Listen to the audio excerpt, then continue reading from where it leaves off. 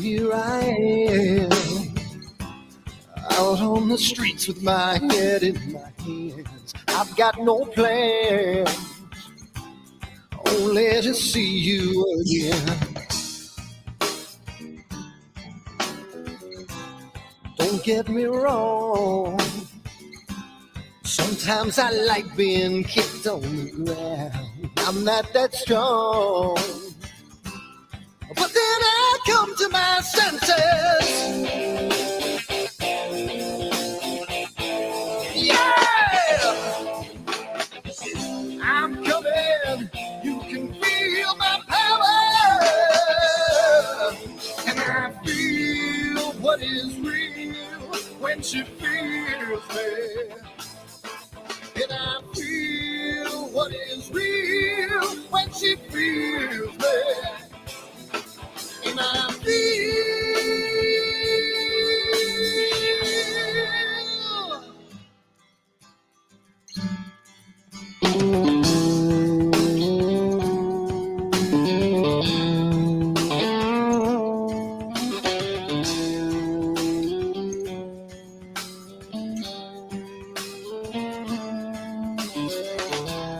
don't be afraid. Don't do that man with the scar on his face. It's a charade. It's just the way you've been living. Yeah! I'm coming. You can feel my power. And I feel what is real when she feels it. And I feel what is real when she feels me. Yeah.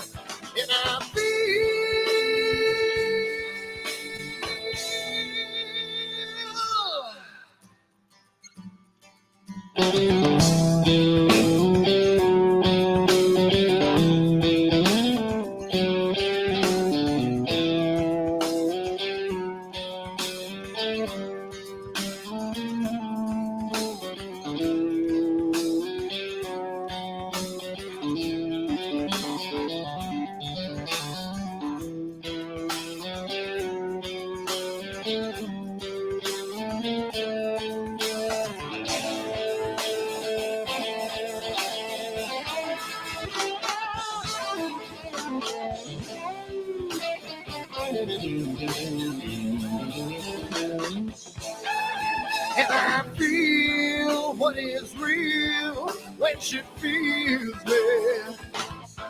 And I feel what is real when she feels me. Yeah.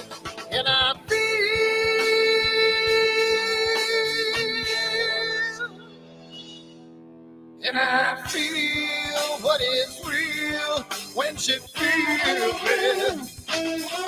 And I feel what is real when she feels me. Yeah. And I feel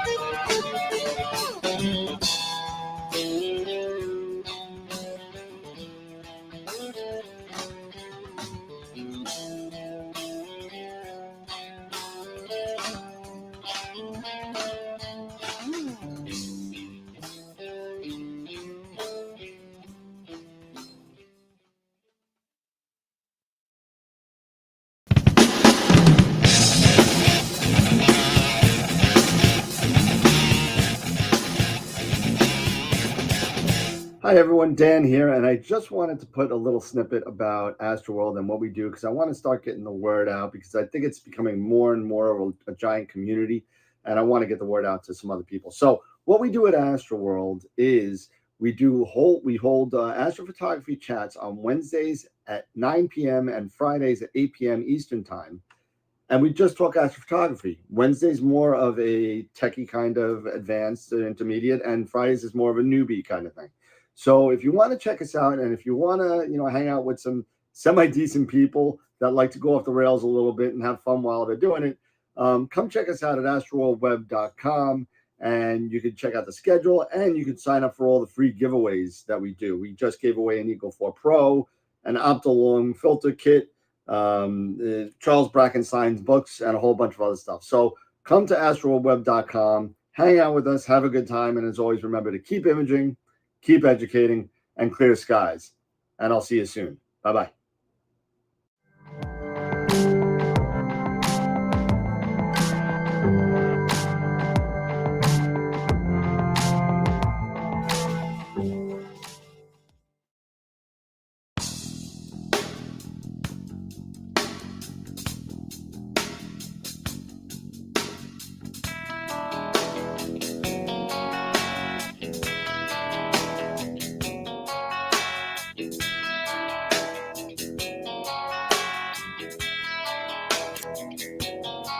All right.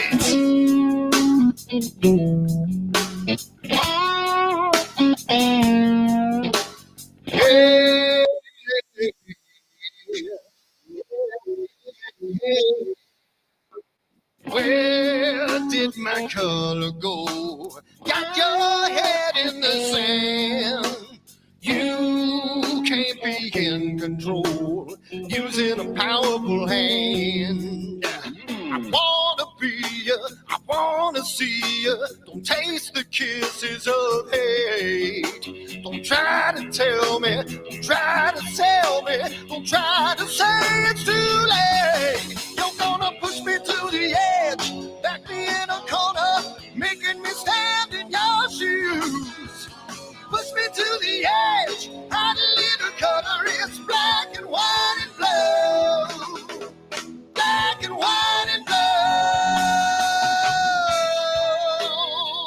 yeah. All right.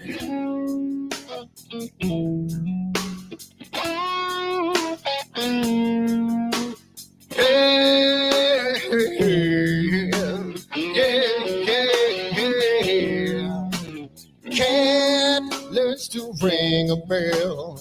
Rat gets free from the maze. We can be taught to love. We've got to learn a new way. I wanna see you, I wanna be you. Don't taste the kisses of hate. Don't try to tell me, don't try to sell me, don't try to say it's too late. Yeah, you're gonna push me to the edge, back me in a corner, making me stand in your shoes. Push me to the edge, add a little color, it's black and white and blue. Black and white and blue, yeah.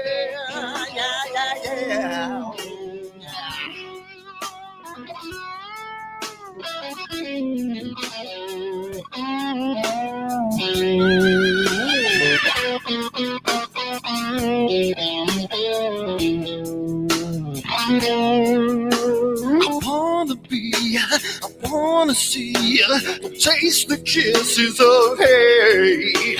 Don't try to tell me, don't try to sell me, don't try to say it's too late, late. Push me to the edge, back me in a corner, making me stand in your shoes. Push me to the edge, hide a little color, it's black and white and blue. Yeah, black and white and blue. You're going black and white on the edge, back me in a corner, making me stand in your shoes. Push me to the edge, hide a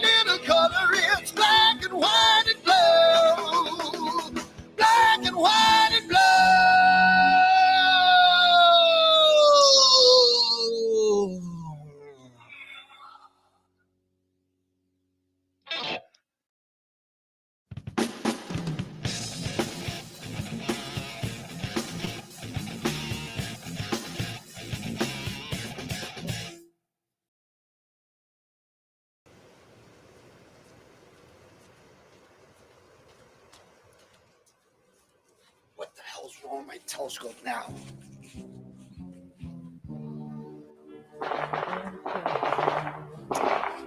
Damn, what's wrong with this thing?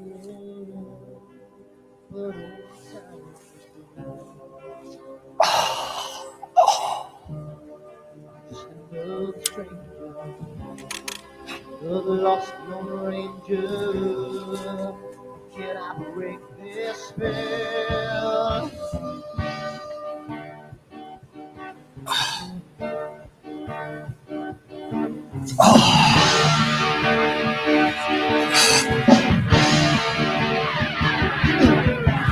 Do one thing right, do I make you two things wrong? If I want that fine line, do I will always take the fall? If I just do the left, I can live from the right. I sleep all day long, and then I'm breathing through the night.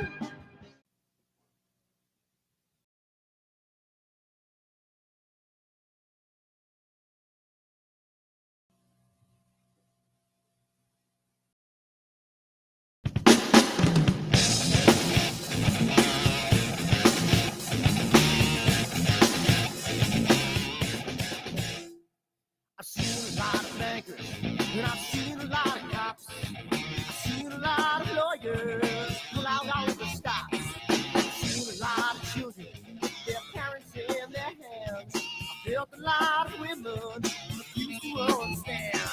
Well, I don't think I understand why we're making such a fuss.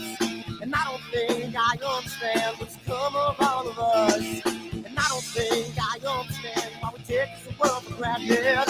I just want to get right back to Guitar Players Planet.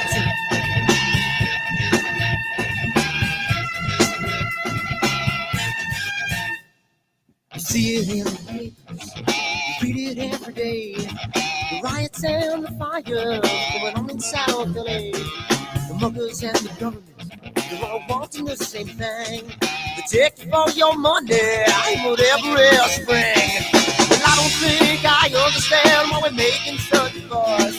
And I don't think I understand what's come of all of us. And I don't think I understand why we take this world for granted. I just want to get right back to Guitar Players Planet.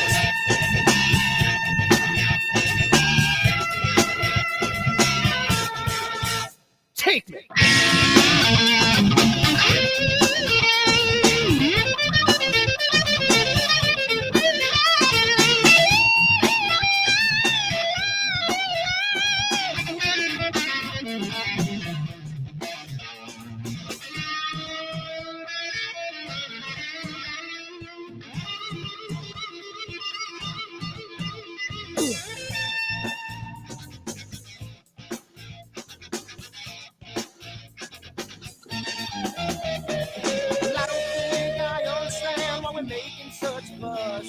And I don't think I understand what's come of all of us. And I don't think I understand why we take this world for granted. I just want to get right back to Guitar Players Planet. Guitar Players Planet. Check 1, 2. Guitar Players Planet. Guitar Players Planet. Guitar Players Planet. Guitar Players Planet.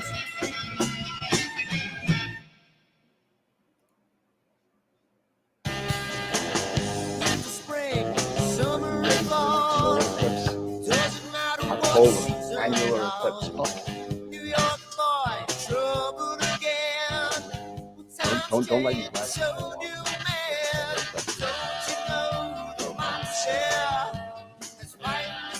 You ready for the solar eclipse?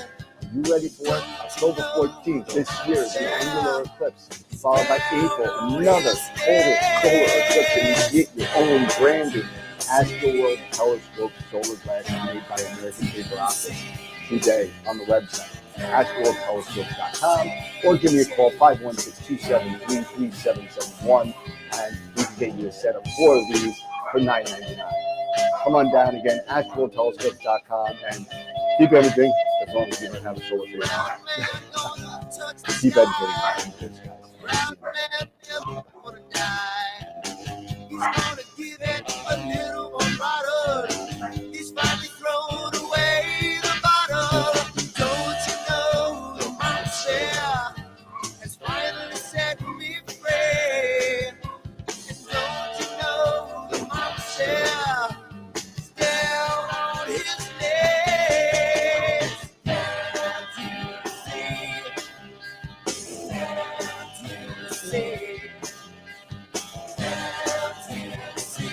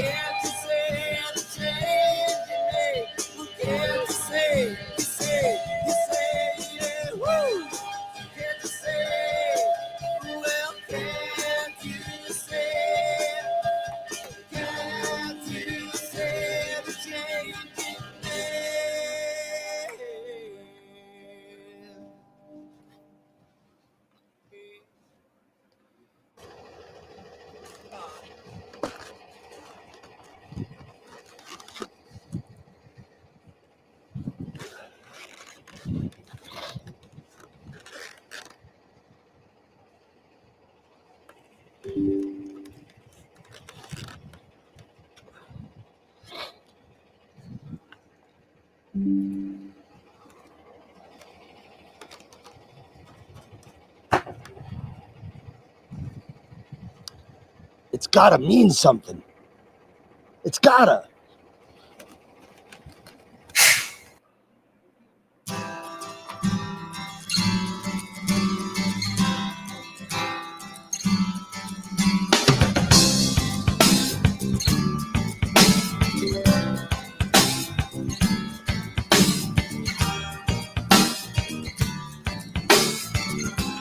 So here I am, out on the streets with my head in my hands. I've got no plans, only to see you again.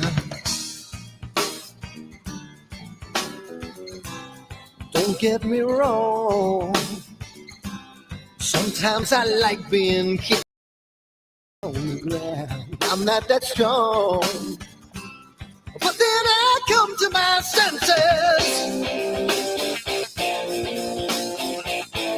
Yeah! I'm coming. You can feel my power. And I feel what is real when she feels me. And I feel what is real when she feels me. And I feel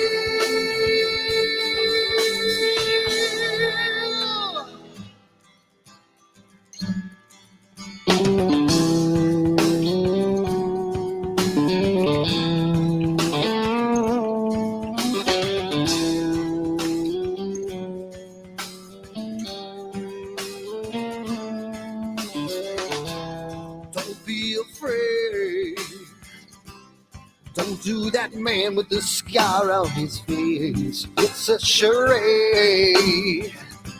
It's just the way you've been living. Yeah! I'm coming. You can feel my power. And I feel what is real when she feels it. And I feel what is real when she feels it. Yeah.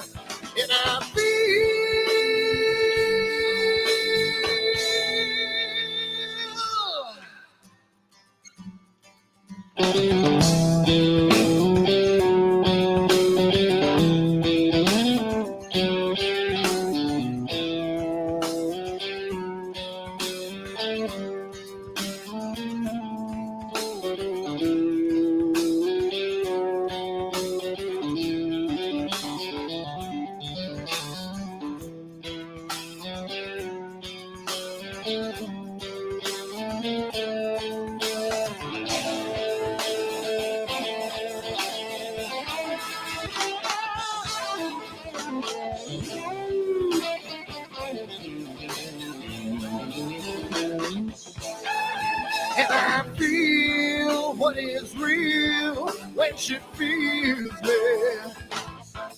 And I feel what is real when she feels me. Yeah.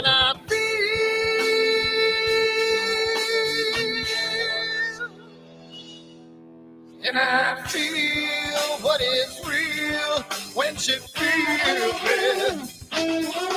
And I feel what is real when she feels me, yeah. And I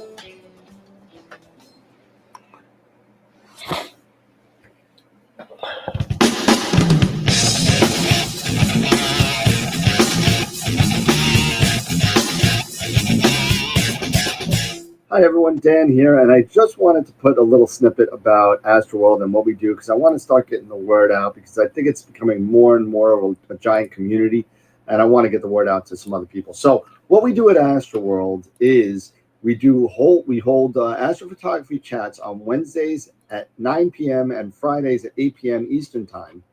And we just talk astrophotography. Wednesday's more of a techie kind of advanced intermediate, and Fridays is more of a newbie kind of thing.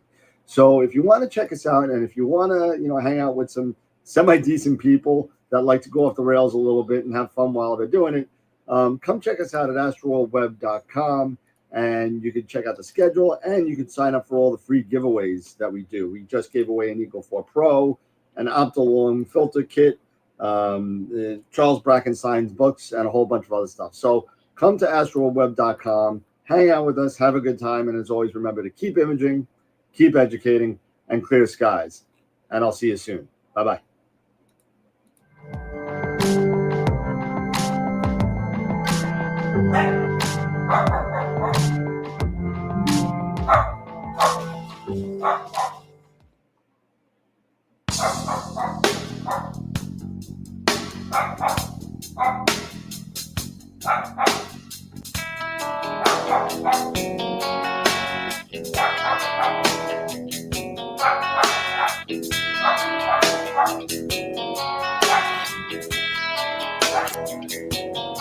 all right.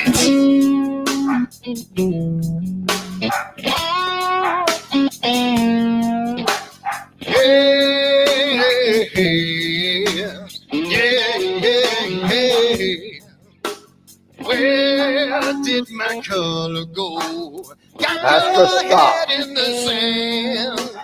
You can't be in control using a powerful hand. I wanna be you, I wanna see you. Don't taste the kisses of hate. Don't try to tell me, don't try to tell me, don't try to say it's too late. You're gonna push me to the edge, back me in a corner, making me stand in your shoes.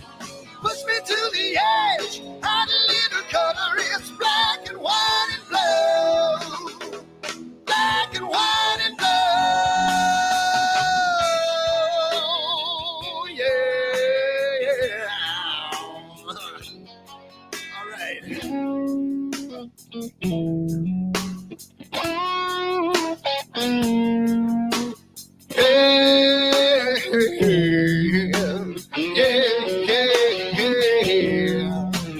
Cat learns to ring a bell. Rat gets free from the maze. We can be taught to love. We've got to learn a new way. I wanna see you, I wanna be you. Don't taste the kisses of hate. Don't try to tell me, don't try to sell me, don't try to say it's too late. Yeah, you're gonna push me to the edge, back me in a corner, making me stand in your shadows. Push me to the edge, add a little color, it's black and white and blue. Black and white and blue, yeah.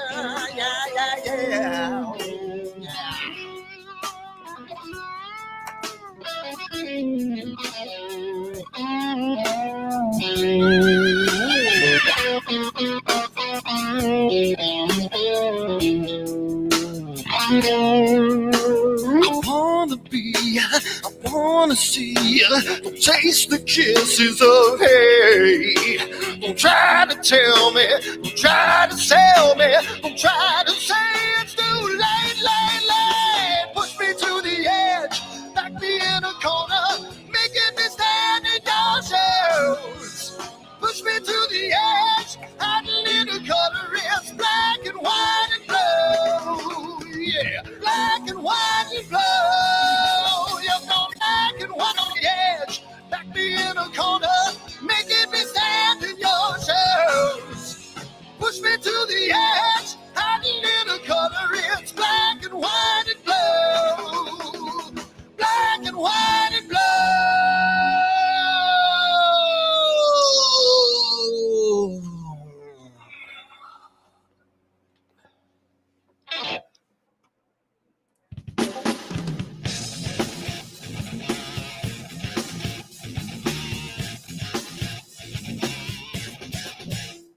Check, check, check, check, check. What the hell's wrong with my telescope now?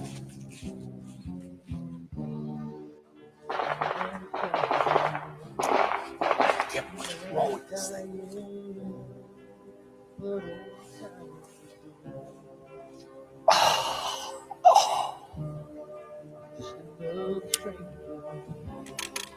The lost Lone Ranger, can I break this spell?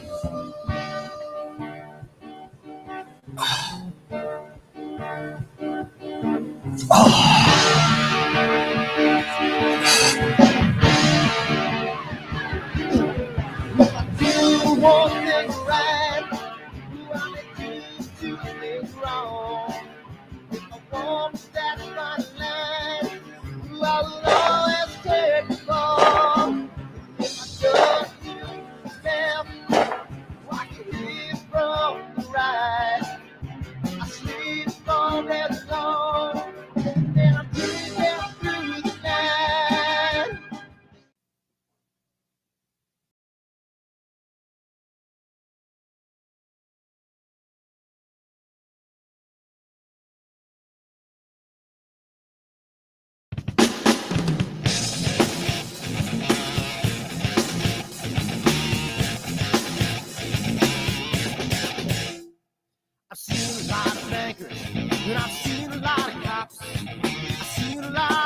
riders pull out all the stops. Seen a lot of children with their parents in their hands. I felt a lot of women refuse to understand.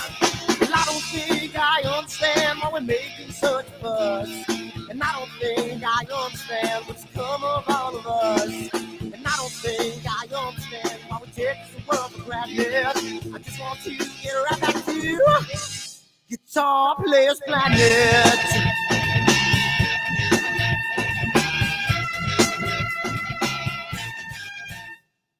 You see it in the papers, you read it every day. The riots and the fires going on in South LA. The muggers and the government, they're all wanting the same thing. They take you for your money, whatever else spring. And I don't think I understand why we're making such a fuss. And I don't think I understand what's come of all of us. And I don't think I understand why we take this world for granted. I just want to get right back to Guitar Players Planet.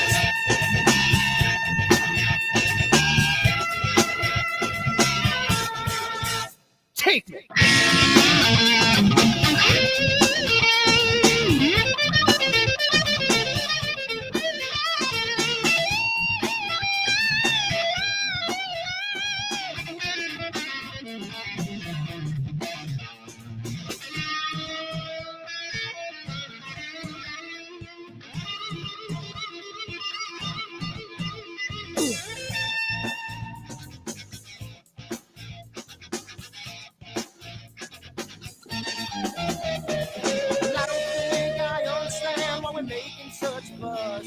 And I don't think I understand what's come of all of us.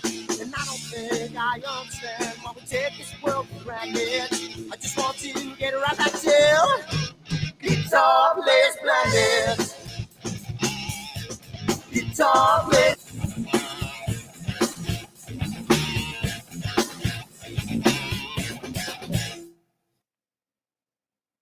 Oh, okay. Hold on 1 second here. Pete, can you hear me? Peter, can you hear me? Yes? No?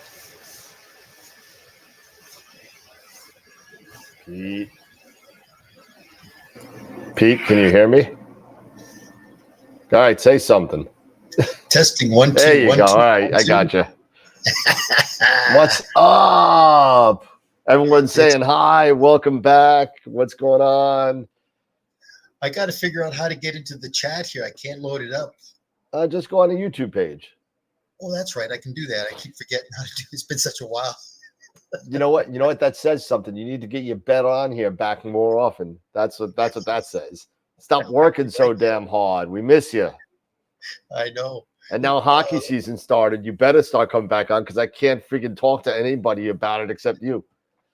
Well, I tell you what, Leafs lost last night. They lost the night before.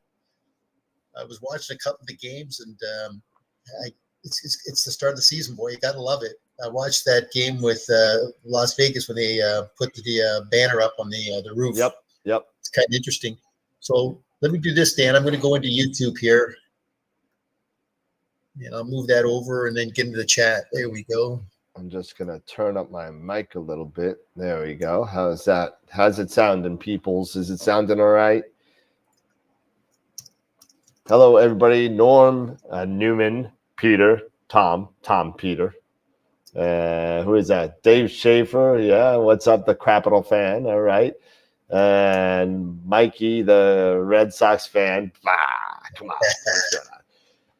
Who else is in there? Tom Duff. How you doing? Chris. I'm looking through the chat. Atlanta. How's it going, everybody? We are here tonight. Tonight is Constellation night. We also going to have picture of the week and picture of the month tonight. So it's going to be crazy. So it's going to be a lot of information tonight. I was going to do a live demo of my new toy, Pete, and I put this up on the show on Wednesday. This is the new or newish spectrometer. for filter testing from Goya Lab. Well, there you go. So this was featured in Queeve the Lazy Geeks video. And I got in contact with the owner of Goya Lab, and he sent me to the U.S. distributor and hooked me up with this. So AstroWorld Telescopes and Goya Lab, if you want to, and this is free for any AstroWorld people, if you want the code for the free test of any filter you buy from me, I will test it for free for the people from AstroWorld. Everyone else pays, I don't know, $69 or something for the test of this. So if you want your filter tested, let me know. I'm waiting on the argon lamp for calibration of this, and a what am I waiting on? And a digital, a fiber optical cable for the front. So I'm waiting on that, and unfortunately I don't have it yet. So when I get it, I will do the live test on maybe one of the Player One filters I have, or maybe my Optolongs. I don't know. We'll get to that. So, Pete, can you hear us? You don't have a mic, Tom, so I don't think he's going to hear you. But I think that he'll be able to see you in the chat now. I think, right, Pete? Give me just give me a second here. I'm just kind of getting into the chat right now.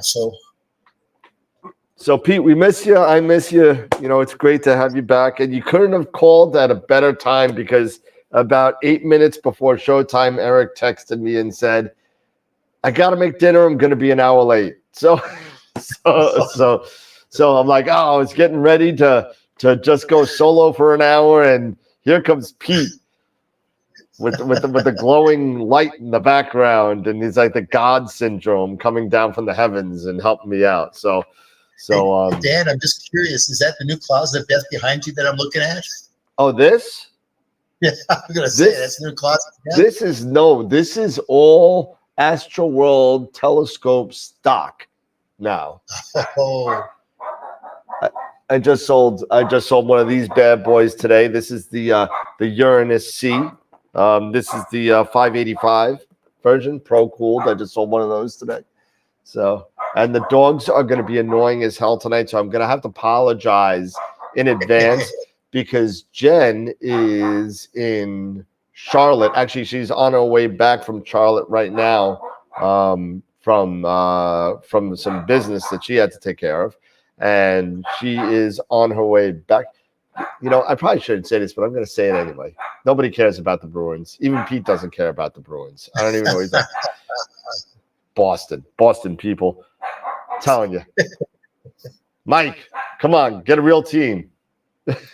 Nah, Boston. Hey, listen, Boston was awesome. The Killer Bees, come on, they were awesome.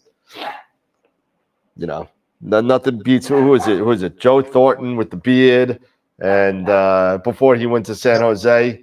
And then who was Cam Neely and all those guys? Come on, man. Those guys were crazy. Yeah. They had Ray Bork, remember? Well, you know what? I was so happy. And I know this has nothing to do with astrophotography, but I haven't seen Pete in a while, so we got to catch up. But Astra, shut up. And I see nothing's changed. So I was so happy because you know what? I was so happy that Boston traded Ray Bork, number 77, Ray Bork. I was so happy they traded him. He was on his last year. He already said that year he was going to retire. And he's never won a cup with Boston. Never won a cup. Never did anything. Had all these records. Unbelievable player. I loved watching him play when he came to the Islanders, and I loved watching him play. And I was so happy that he was able to take a ring home on the last day of his career. So I thought it was really, really cool. Very, very cool. But anyway, so we're going to be doing that. We're also doing what you call tonight? Constellation night. That's right, Constellation night. So we're going to be going over 2 constellations. And Pete, you haven't been around, so I'll tell you what we're doing now. So we're doing one in the south and one in the north. Because if we do all the ones in the north, you know, there's only about 40 or so. Yep. So that won't even get us through a year of Fridays. Well, maybe Yep. with the amount of Fridays that I take off, I mean, it might go off, but you know, we won't get us even through a year if we just do the northern. So instead of alienating our southern counterparts and maybe shortcoming our total experience of the sky, we've decided to do one in the south and one in the north. So tonight is Auriga in the north, and we're doing. I'm going to screw this up. It's only 4 letters. It's a 4-letter word. It's called Apus, Apus, Apu. I don't know. That's what it's called. You know, it's not Apu from The Simpsons, you know, but it's Apus, I think it is. I don't know, whatever it is. But that's what Eric's doing when he comes on. We'll do Auriga in a little bit. I should probably go over the sponsors real quick because just so you know, the year is coming to a close. What do we got? 2 months, 2.5, two. We got about 9 weeks left. We are 5 days away. I'm sorry, not 5 days away. 5 episodes away from episode 300. 5 episodes away. So make sure you go to astroweb.com/E300. Upload your video on AstroWorld if you want to give us a shout out and throw less like a 1-minute video up there. Put it in the Google Drive, and we're gonna play it that night. We already got 2 or 3 in there. I'd like to get 10 or 12 in there. So feel free to send us a congratulations, and we'll put you on TV. There you go, or YouTube TV, whatever. Awesome. So we're gonna do that. So Pete, what else you been up to? Where you been? What's going on? How's Teledyne and all that? Yeah, Teledyne is oh boy, I tell you, man, it's just taken a lot of time, a lot of effort. Mick is going to get a hold of you next Friday, Dan. He's going to be heading up to New York. I'm flying into next week, and Mick's coming in. But I told Mick about you, so like what you and I had discussed, he'll come on up and spend some time with you and go have some lunch. Sure, absolutely, yeah, that'd be good. Other than that, just been at the AAS show, which was the American Astronomical Society in San Antonio. And AAS, those are the guys that are running Sky and Tel now, right? Yeah. Yep, those are the guys doing it. You know, all the big boys. You know, they're like McDonald Observatory, you know, Hawaii, Mauna Kea. But it's really it's a great opportunity here. I mean, I'm really fascinated. It's just a lot of fun. The sensors, nice, just amazing. You'll definitely be involved in a couple of these things when Mick starts talking to you, but it's going to be interesting. A lot of good stuff coming down. And one of the ones that I've been trying to get Mick to talk about is there's this little Auriga E7 camera. And what is that? It's a 3-inch by 3-inch by 3-inch. It's a Sony sensor. It's what got sensor? a 0001 dark electron noise. It's a 4.5 micron pixel size. Okay. And we're just waiting to get an ASCOM driver for it. Okay. Once we get it, this is going to be really competitive with the ZWO's QHY cameras. And I've been talking to Mick about trying to see what we can do about putting this into the prosumer market. So it's going to be a lot of fun. What sensors in there? It's a Sony sensor. I don't know the exact name of the Sony sensor. It's a C mount. I don't know if you can kind of see what we got here. A little lower, a little lower. A little lower right here. Okay, looks like, I mean, for lack of, I mean, I could be wrong. It looks like an APS-C chip in there. Yep. It's so maybe it's like it's a Sony. So maybe it's the IMX571, maybe. It could be. I'll have to double check on it because I just got access to this today. It just got shipped to me today. So I'm just going to kind of play around with it, and I got to find out what the specs are on it. But all you got to do is like color it gold and put some stuff on there, and it looks like the cube from what was it from Hellwatcher, Hellraiser, yeah. Hellraiser. Hellraiser. That's it. Yeah, remember that cube? Yeah. It's going to open up and suck you in. It won't only suck you in, it'll suck in your wallet too. So, oh, that's funny. Hey, give me just a second, Dan. I got to enter this new code to be able to get into the chat here. So give me just a second and let me. What do you need a new code for? Oh, what happened is, remember, my code that I was using was with the Woodland Hills Camera and Telescope PC. Now I'm on my own personal laptop. Oh, gotcha. So I got to get into Google here, and I got to kind of set it up. So bear with me just 1 second. All right. So today we got, again, like I said, we got Constellation night. We're going to be going, while Pete's doing that, why don't we just go over the sponsors real quick, and we'll take care of it from here. So let's do the sponsors, and here we go. All right, so sponsors. All right, so for those of you that are new to the show, I haven't seen any yet. There might be some in the chat, and I'm sorry to begin with. The chat in Facebook and Twitch is not working. So if you're watching us on Twitch and or Facebook, please come over to the YouTube channel if you have a question, because my chat links are not working yet. Since I'll tell you all of my debacles with the computer later, but we do have sponsors that give us stuff to give away, and for our 300th episode, I'm giving away a $250 gift certificate to Woodland Hills. So we're going to give away $250 gift certificate to Woodland Hills for our 300th episode. So come on down, check it out. So thank you to Woodland Hills. Followed by at a Red Giant level, Prima Luce Lab Camera Concepts and Optolong. I'm still waiting on Optolong filters. I don't know what happened with that, but I'm still waiting on Optolong. I got to talk to Jess again and find out what's the matter. Oh, Pepper, Jesus. Sorry, my dog wants to go out. I closed the door, the dogs bark. I opened the door, the dogs bark. Go out, Pepper. Go ahead, get out of here. Anyway, so I'm waiting on the filters. Once I hear about the filters, hopefully we'll have them for Christmas, I'm hoping. Friday night, it is Friday night, so we're giving away a free Masters of Pix Insight workshop tonight. Once a month, we also give away an IP4AP yearly subscription. So if you're not involved in any of these giveaways, go to AstroWorldWeb.com on the web, go under the raffles and sign up for everyone you want to be involved in. So sign up with your email, and then you'll be put on the wheel. And don't forget us, our new retail outlet, AstroWorld Telescopes. Feel free to get all your gear with us. We just picked up Celestron as a dealer. So getting bigger, getting broader. So it's going to be nice. And it looks like we might have another big gun on the wings. So hopefully that's going to work out too.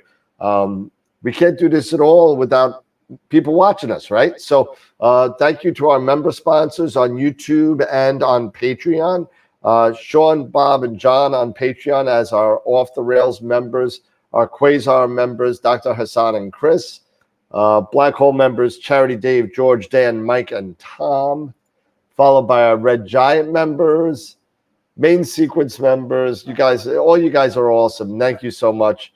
White Dwarf members, Protostar members. Coming soon, when APP 2.0 comes out, Mabula said that he would be on to hang out with us. So that's going to be great for having him here to give us a rundown on what's new in APP 2.0. So that's going to be really cool. So November 15th, 2023 is going to be episode 300. Episode 300 is coming on November 15th. Feel free to go put your thanks or whatever 30-second video you want to throw up there. Thank you for everybody in the support. 300 episodes is huge, and it just comes right behind Astropalooza 2. So Astropalooza 2, and there's another slide coming up on that. So don't forget, submit your 1 minute or less testimonial regarding AstroWorld at www.astroworldweb.com/E300. So you can put it on there, hit the button, submit your file, and you upload it right to the Google Drive, just like your picture of the week. And don't forget, let's get that off there so you can see what's going on. What is this? Get out of here. Astropalooza 2 is coming on December 9th, and it's not 12, it's 2 Eastern. I got to change that. It's 2 p.m. Eastern start, 11 a.m. Pacific. So that's when we're starting. It's going to be great. It's going to be fun. I'm still building up some more guests. Right now, our guests to attend so far, Trevor Jones, Dylan O'Donnell, Sean Nielsen, Stacey Downton, Masters of Picks Insight, Tom Bramwell. I'm sure a couple other people are going to be on to the list. We had 13 people. Oh, you know who's on there also? Wayne Parker will be on. He just gave me the okay. So he's going to be on. He'll be telling us lovely stories about the new, what is it? The Sky Shed Pod S, his newest venture into the AstroPod world. I didn't update these, so these are from last week, so I apologize, but here are the Image of the Week leaders so far for 2023. Again, this is not including last week, so I apologize about that. Dave, Tom, Greg in the top 3, followed by AZ4Runner at 4, and Starlancer, Mark, and Bloodstone at 3, and the rest at 2 or under. So nice job to all the winners. Dave and Greg is trying to make a run for 2 years in a row for the most images of the week. So he's right behind you. So let's keep it going. We got about 6 or 7 more pictures of the week to go. So because November's the last one, right? So we got 5 weeks to go. Image of the month winners. Here you go. For those of you that are images of the month, please get me your high def pictures so I could start building the calendar. I already got Tom Peters from February, so I'll get in touch with Bloodstone. Abby, if you're on, Starlancer, I know you're on somewhere. Josh, Chris, Greg, and Mark, please get me your high def pictures in a month. If you want to know what the resolution should be, I did put it on the chat last week. I can put it on again, but please get it to me so we can get the calendar up and running, and so that we could have a January release. So September is no longer going to be a question mark at 9:30 tonight. Go and vote. Go and vote for your picture of the month and the picture of the week, because you got 1 hour and 8 minutes. And don't forget to check us out on all the other social media platforms. Join us on YouTube. Join us on Discord, Twitter, Facebook, Instagram, and X, I guess it is now. So X is now the word. So it's not the bird is not the word. Apparently X is where it marks the spot. So that being said, we're going to go back, and we got Pete back up, and we are here tonight to chill out with Pete Myers again. Awesome. So, hey, I tell you, I was just looking at some of those images. Boy, I tell you what, our group are amazing. I mean, kudos to everybody, man. Those are fantastic images. Yep, and they're really cool. And if you want to go and pre-order your calendars, we sold 35. I looked up 35 last month. Last year. I'm hoping to sell 50 this year. So please help us out with financing NEEF and all the prizes that we give. So and don't forget the winner. I don't know if you know this, Pete. The winner of the picture of the year, Sean Nielsen. I gotta say thank you to Sean. Has donated a L Quad from Optolong for the winner, and AstroWorld will also be giving a plaque with their picture on it, engraved with picture of the year on it for pick of the year. So it's gonna be kind of cool. So was that Sean's image that I saw there, Able85? Able85. No, that wasn't Sean. I don't know who that was. That's a cool image right there. That's really a cool image. Let me see if I can find it real quick again. I'll go back to the I forget which picture of the month it was. Let me see, sponsors.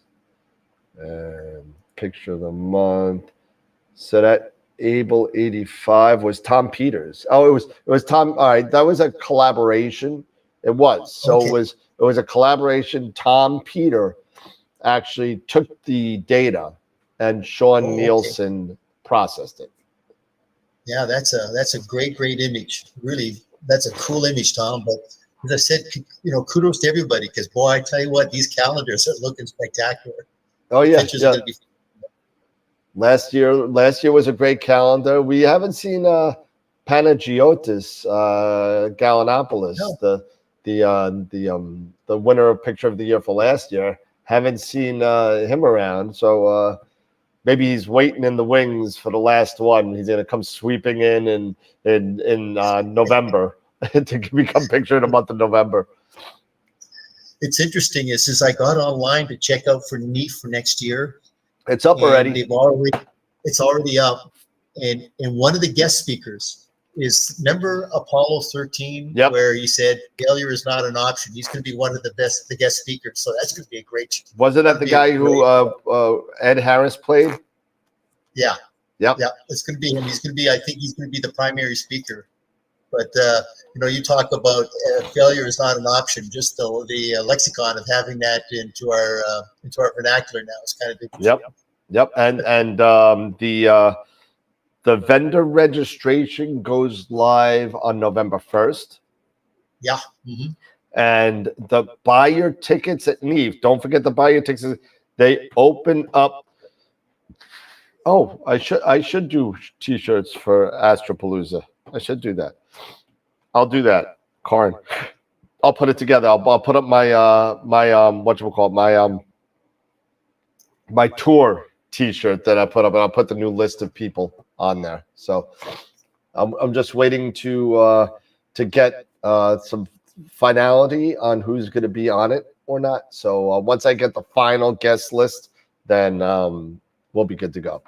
But yeah, great idea, Karin. I totally forgot about that. I'm losing my mind here. So I will definitely let that happen. But yeah, that is cool. That I forgot the name, but yeah, that the guy from Apollo 13 is going to be a cool person. Yeah. Unfortunately, I won't take I can't go to it because I'll be at a table. But I'm sure they're going to be I could catch it on YouTube later on. It's going to be cool. And NEAC is all set. So the vendors, again, open up on November 1st. And if you want to buy your tickets for NEAF, they start going on sale January 2nd. And that date will be on the calendar. So buy your NEAF tickets on January, and buy your calendar to get a reminder on when to buy those NEAF tickets. So actually, the calendar will probably be out after the NEAF tickets are already sold. So definitely get that. So pretty cool. Sorry if I'm sniffling a little bit, everybody. But I'm just getting over a cold. So so what else is going on, Pete? Well, I'm trying to get into the chat here, but it tells me that I got to create a channel to join the chat. No, you go to AstroWorld TV. I know. You don't have to create a channel. I know. I don't understand what it says here because just go to youtube.com. Right? And in the search bar on YouTube, search for AstroWorld TV. Yep. And then you'll see the live link for the live show that we're doing right now. You'll probably see two pictures. Okay, so click on that, and then you'll get the chat on the right side. Yep, I got the chat on the right side here, and then when I want to go ahead and just add something, it says I got to create a channel to join the chat. I don't know. I don't know. Too complicated for me. Well, I had a big computer issue, so that's why we couldn't hear ourselves in the green room, because for somehow, some way, my OS drive changed to the E drive, and my E drive turned to the C drive. So it would get up to a certain point with Windows and then crash. And then I would click on the taskbar, and there'd be no taskbar. Windows kept on telling me there was a critical error. log out. So I log out and log back in. It did the same thing. So I had to reload Windows on my C drive and reformat the whole thing. So things were a little bit different because I didn't back out certain things. Thank you, Matt, for putting that up there. Yeah, so NEAC is the 18th and 19th, which is the Thursday, Friday. And NEAF is not like normal, the Saturday, Sunday, right after. So 4 days of craziness. Yeah. You coming this year, Pete? Yeah, I'm going to be there. I'm trying to see if Teledyne will go there as well, as because Teledyne's out of Trenton. And I said, you know what, we got to definitely be there and be an exhibitor. So I'm trying to see what they might be interested in, to see if maybe we get one of our engineers to be a speaker, talking about the sensors, talking about the new material that's going into these sensors. So Paul Butchick Propped Nut. Okay, interesting name. So NEAF is in upstate New York. It's in a place called Suffern, New York. It's held at the Rockland County Community College in Suffern, New York. And coincidentally, in Suffern, New York, also, for those of you that do visual astronomy, Teleview is located right there.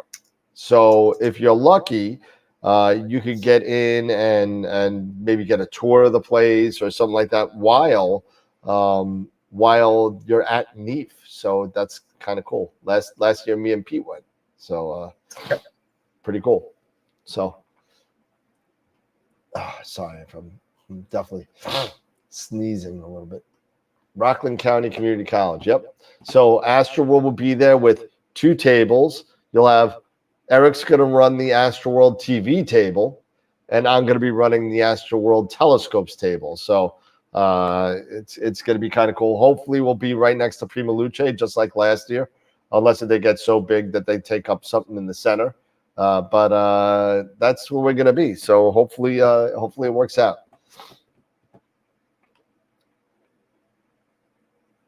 All right. So why don't we get right into it? Well, it's 8:30. So why don't we get right into it? And I'll do my little presentation on Auriga. Auriga is the charioteer, and that's the constellation in the north that we're going to do tonight. Hopefully, by the time I'm done and we're sitting there yapping a little bit, Eric will be here to do a poo-poo. And we'll get that. And then guys, don't forget to vote for Picture of the Month and Picture of the Week. We're doing both tonight. So go on. You got 58 minutes left in order to get your vote in. So get your vote in, and it's going to be cool. It's going to be great. I can't wait. We got some really cool images for Image of the Month this month. So I'm real excited about that. So let me boot this guy up a little bit, and we could excuse me, I apologize again. I'm going to be sniffing like crazy. Design slideshow, and from beginning, there we go. And let me minimize this guy so I could minimize this guy. And here we go. Quick play. All right, here we go. And we'll get this off. And why is that on there? Go away. Beautiful. Awesome. Okay. So today we have, where's my other screen? Where's my presenter screen? There it is. Today we have Auriga, the charioteer. So Auriga, and you know what? I knew what I thought a charioteer was. I thought it was too easy. I thought it'd be something different. So that being, what the hell? All right.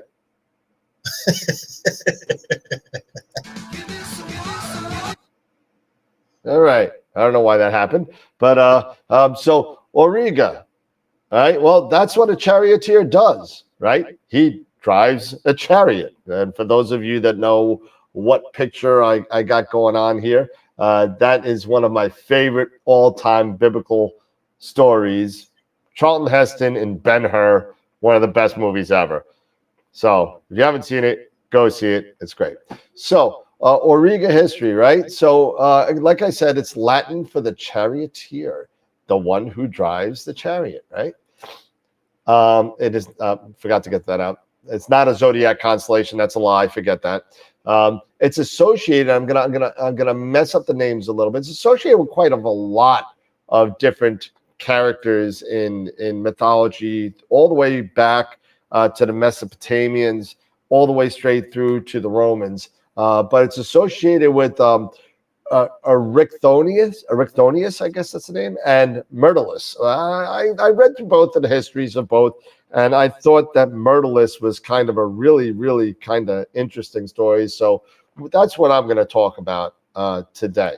So Hippodamia, and apparently this is a really good-looking daughter of King Onomanus of Pisa. Okay, so Hippodamia was a really, really gorgeous woman, but with a name like Short Hippo, I don't know. Doesn't seem like that's really a good name for anybody. But she was the daughter of Onomanus. I'm going to butcher that, so I apologize for you Greeks that are out there that I'm totally butchering your language. But he was from Pisa, right? And he was fearful of a prophecy. Right? There was a prophecy out there. He went to an oracle and a prophecy that claimed, and I'm going to close this door because, damn it, Astro won't shut up again. Claimed he was going to be killed, right, by his son-in-law. Go figure that out. That's pretty crazy, right? But the Greeks were kind of all about that family killing family, so it kind of makes sense. So when suitors arrived for his daughter, Hippo, the gorgeous Hippo, they told them that, the king said, you could only marry my daughter if you defeated me in a chariot race. And if they lost the chariot race, they would be killed. Oh, all right. So you can imagine how many people kind of wanted to do that chariot race and, chance death just to marry this woman. But a lot of people did. Sooner or later, a man named Pelops, right? Well, we know what happened to people, in the chariot races. They end up like this guy. So Pelops said, all right, I'm going to come in. I love this lady. I love the hippo. I love the hungry hippo. Let me go see what I could do, and let me go race against the king for, Hippodamia's hand in marriage, right? So Pelops approaches Myrtilus. Now, Myrtilus was secretly in love with Hippodamia. And he was kind of like afraid to ask. She was above his station, didn't want to have anything to do with it. So he never really did anything about it. Somehow, some way, Pelops decides to approach Myrtilus, who said, hey, listen, I want to win this lady in marriage, right? Help me beat the king. So if you do this, right? If you do this, right? I will offer you prima nocte. And I use prima nocte. Prima nocte is a Latin term, if you remember from Braveheart. It is called first night, right? So first night, which was you were going to have sexual relations with the wife on the night of her union.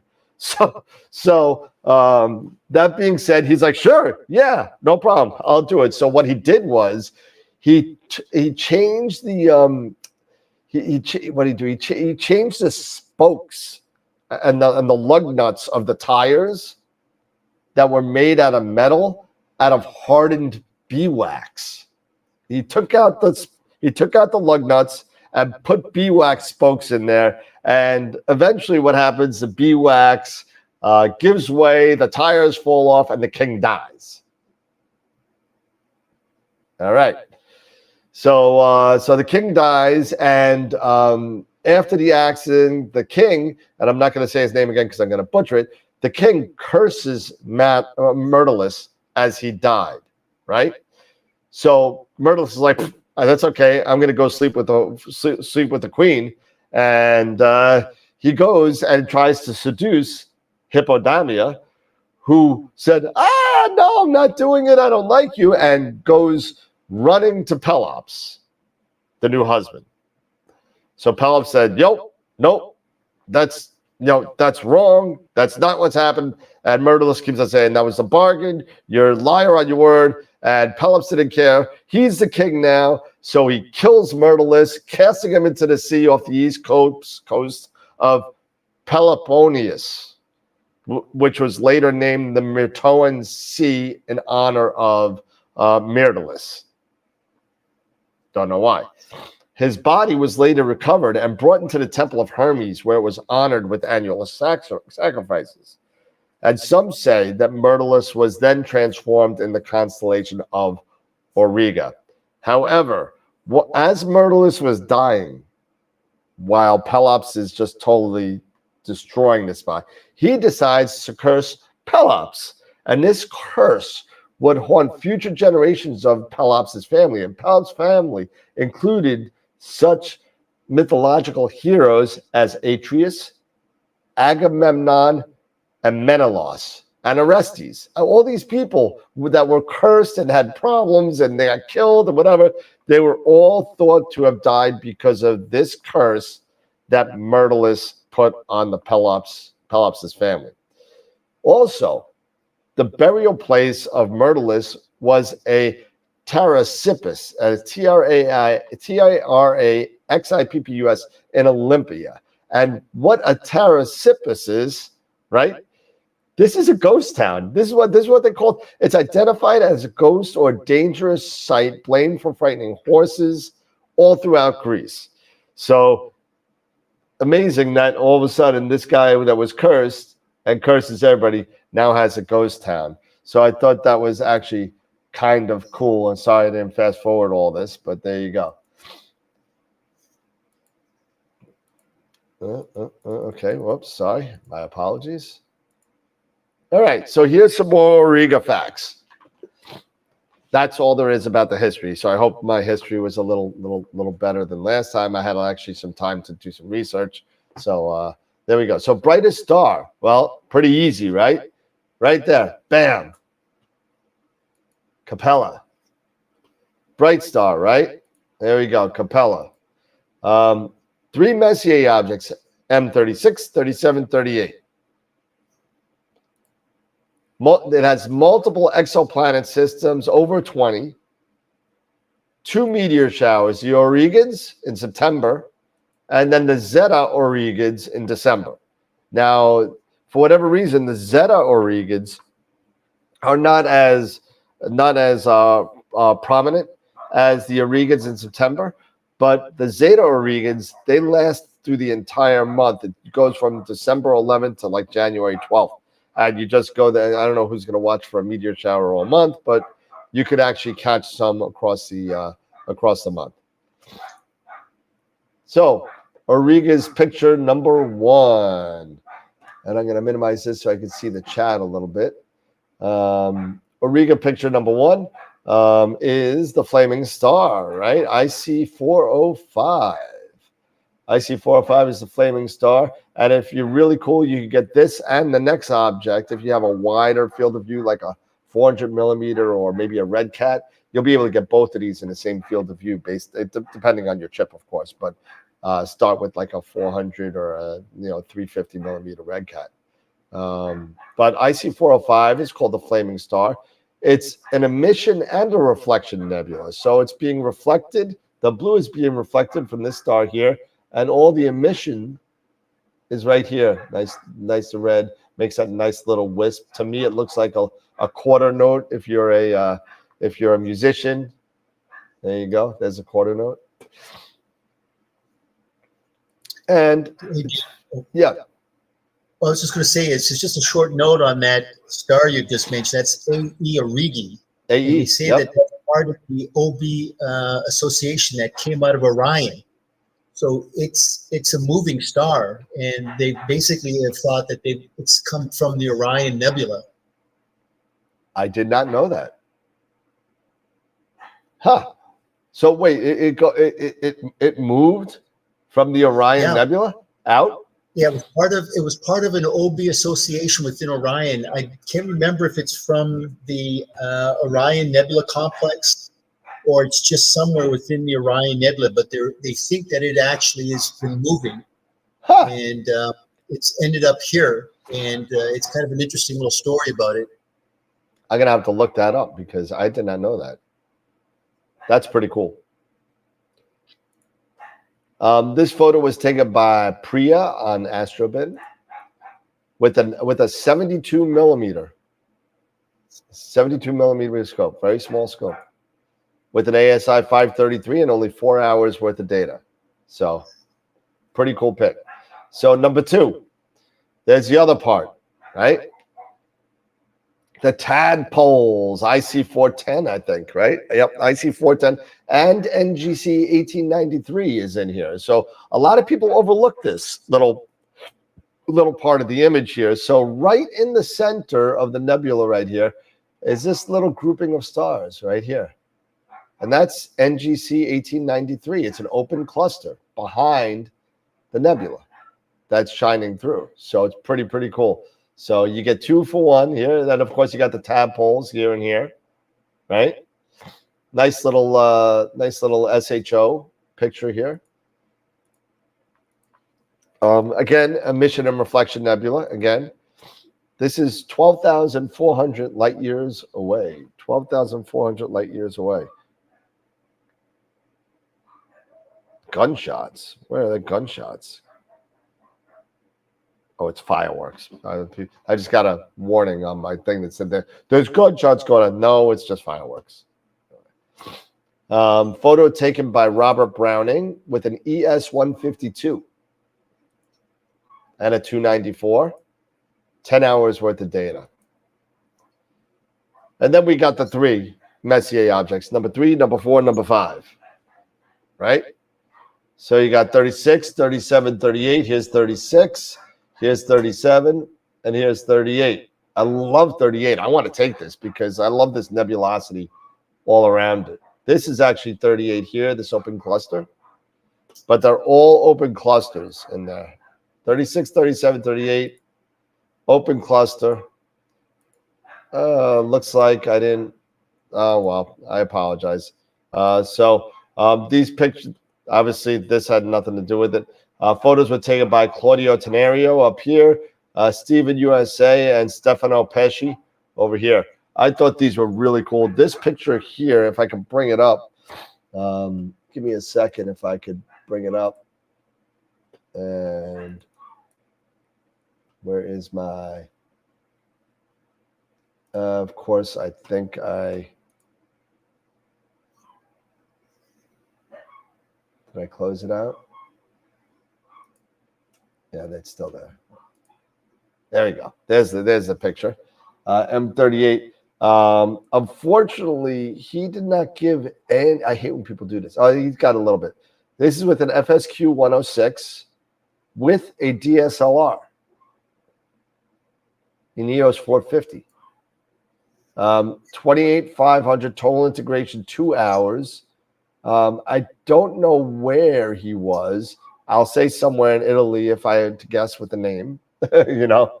But look at all the nebulosity in here. I thought he did a really good job here. Nice reflection nebula at the top up here.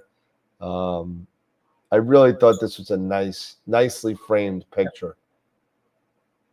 It's actually got 2 open clusters in here. Pretty cool. I thought this was a cool pic. You forgot to add one more target. Just to the left of Elnath is Sirius 147. Ah, you're right. I did. Yep. And I can pull that up real quick. And that's because that's one of your favorites. Yeah, that one you're going to definitely need to get like a 71, a Red Cat 71. It's just something like a 300 millimeter because it's such a big target. But very, very dim. Yeah, actually, that's a picture that Craig Starks won Picture of the Week for that. Yep. And that's the spaghetti, right? If I remember right. Yep. And spaghetti bowls. There you go. There's the spaghetti nebula. There it is. So I did forget that. I do. Yeah, you're right. And this was done. This was an APOD on April 25th, 2016. But he gives no data on it. I hate when people give no data on it. I really do. You put these wonderful pictures up here, and just to give you an example, here's some other pictures of the spaghetti. Let's try this one. There you go. Astrodons. Here we go. So this is 5 hours. Not sure where. 5 hours with the Moravian 11,000 G3 and a Takahashi 106. So nice pictures, 5 hours, HA. He did, this is an RGB picture with a HA RGB picture. So pretty cool. So it's dim. If you want some of this good detail, from Long Island, I would have to put like 20, 30 hours into that. Yeah. But it's a pretty cool picture. I like that. But so let's go back to to the YouTube and see what's going on in the chat and see if there's anything going on. Nikon Jax, how you doing? Schaefer, I saw you already. You're still here. Charity jumped in.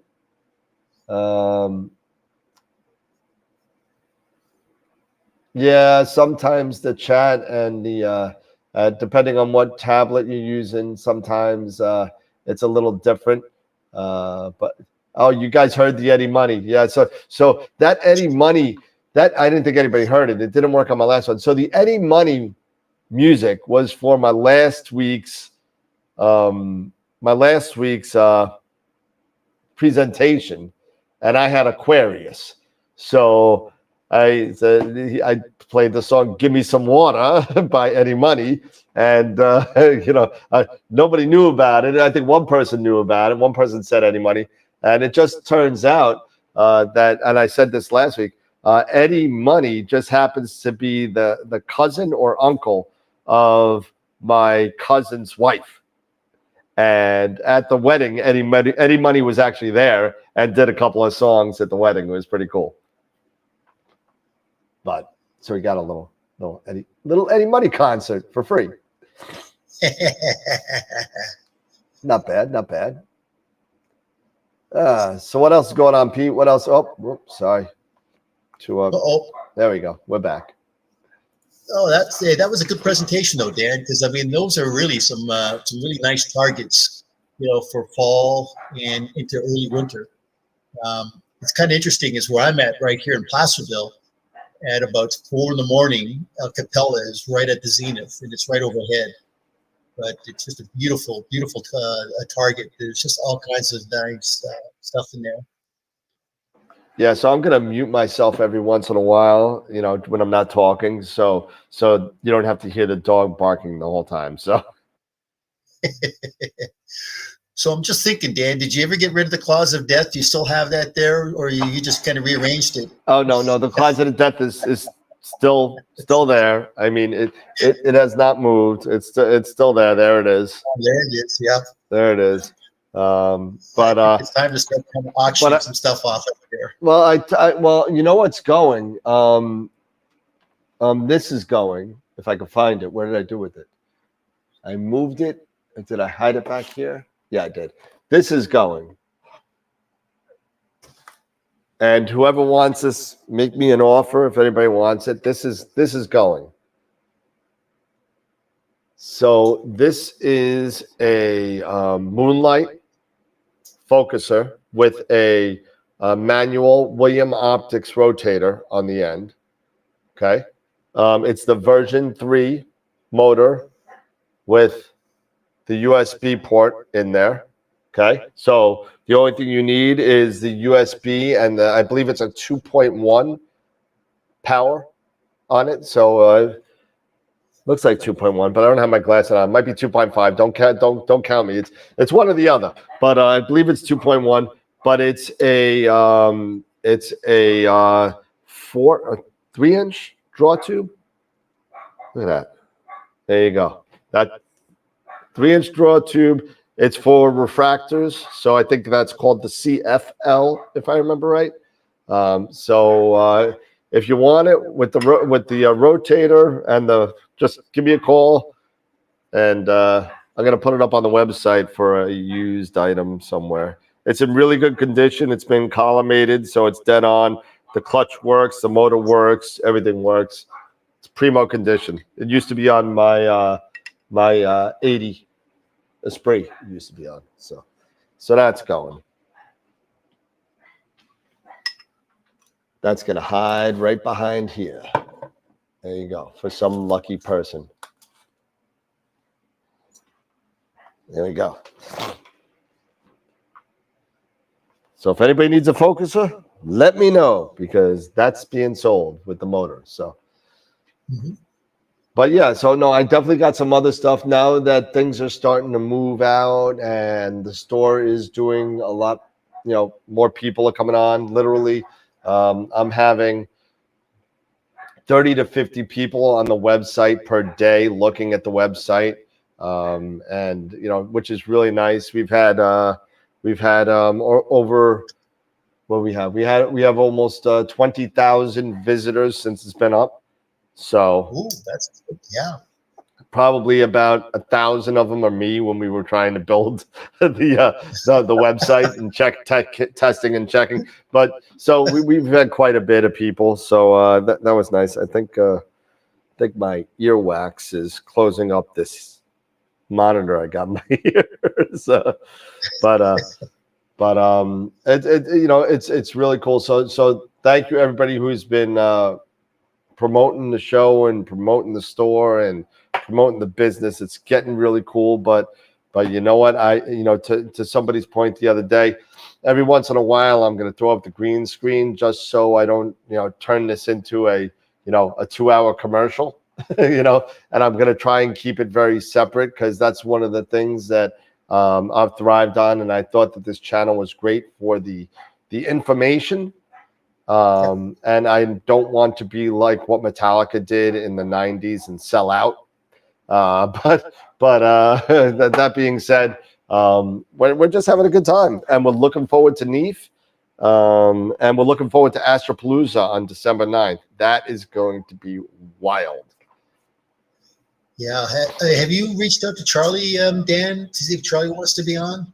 I did, and I haven't received. I know he's been doing some traveling, so I'm going to send him another email this week. Him and Dr. Sass. I'm going to send them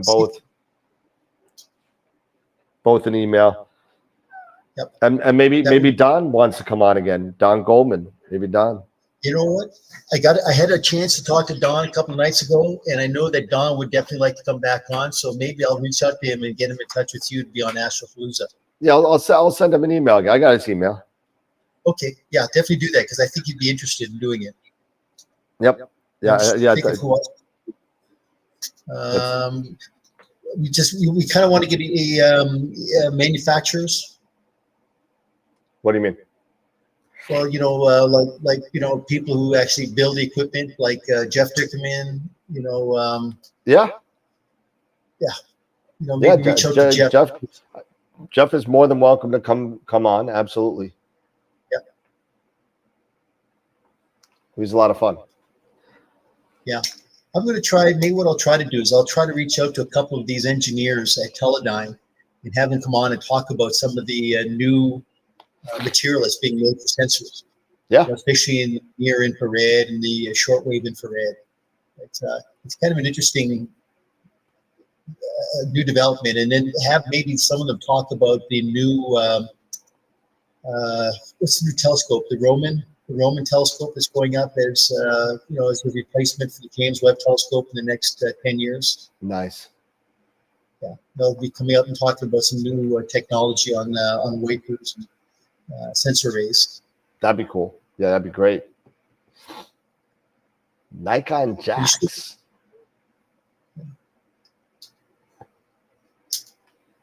What else is going on here? So I've done literally no imaging at all. I'm still trying to get my Barnard Z finished. I haven't, you know, I got the data on that. I haven't finished processing it yet. I haven't done any imaging yet. I've literally just been working my butt off on the website and trying to make the dog shut the hell up. But I mean, she'll just bark all night. She will bark all night. And hopefully Jen's going to be here soon. It looks like Jen just landed at 8:47. So maybe she'll be home within, you know, by 10. So. Yeah. I tell you what, Dan, I mean, if we got to fill in some time here, why don't we just do a picture critique?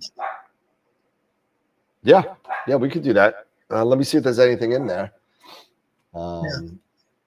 I was going to say, with the amount of barking your dog does, I'm surprised that it doesn't lose its voice. Oh, I wish that would happen. This dog is just too much. If one of us aren't home, she just flips the F out. And it's just like this all the time. Charity, you're leaving already? Why? Why are you leaving this early? That's not like you. Let's see, Astropod submissions. And let's see, do we have any more videos in there? No, there's still only 2 videos in the 300 episode. There's only 2 in there. Critique my Astro image. Here we go. Oh, we got a couple. We got a couple in there. Now, I'll tell you this. For those of you guys that are sending in to critique, sometimes what I say isn't what I mean. And this is kind of me being as honest and as transparent as I possibly can. I don't say anything to offend anyone because I'm the last person that, I mean, oh, jeez. You know what? My pictures aren't great, but I know what I see. I know what I see, and you know what? Sometimes I'm right, sometimes I'm not. You know, but you know what? Don't take offense about anything that I say. It doesn't matter. It really doesn't matter what I say. It matters to you if it's something that you could use, and if it's something that I'm talking crap out my butt. Sometimes I do that, so I apologize if I offend anybody beforehand. So let's see what's going on with the first one. All right, here we go. Let's see. Let me get this open and widescreen and all that. There we go. And let's do this. And here we go. So here's the first one. Let me get off this scroller. There we go. All right. So this is the veil. Looks like the whole thing almost. Yeah. So you got the Eastern and the Western, right? You got the witch's broom. You got part, which is right here. You got part of, at least the V part of Pickering's triangle, right? This is, I believe, 6960, right? That's the witch's broom, Harry Potter. And this is, I call this one the flying bat. I'm sorry, it looks like a bat to me with its fangs out. Yeah, that's his head. There's his wing. There's the other wing. It looks like a bat to me. But so, all right. So let me download this because I don't like looking at it in a browser. Let me download it because I can't really zoom in on that. So let me download it. Here we go. Save it. And Veil Nebula. Here we go. Open with. We'll open it with. Where is it? Adobe Photoshop. There we go. Always. And we'll wait for it to come up. Because I had to reset all my associations because my damn C drive turned out to be an E drive, and I don't know why. So let's see. All right, you got 26 minutes until voting closes for picture of the month and picture of the week. So let's do that. So here we go. So here is slowly coming up. Give me one more second.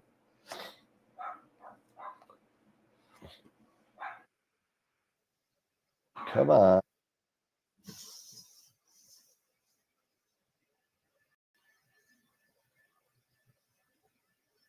Here we go. Here we go. All right. Oh, geez. Go away. Try later. Get out of here. All right.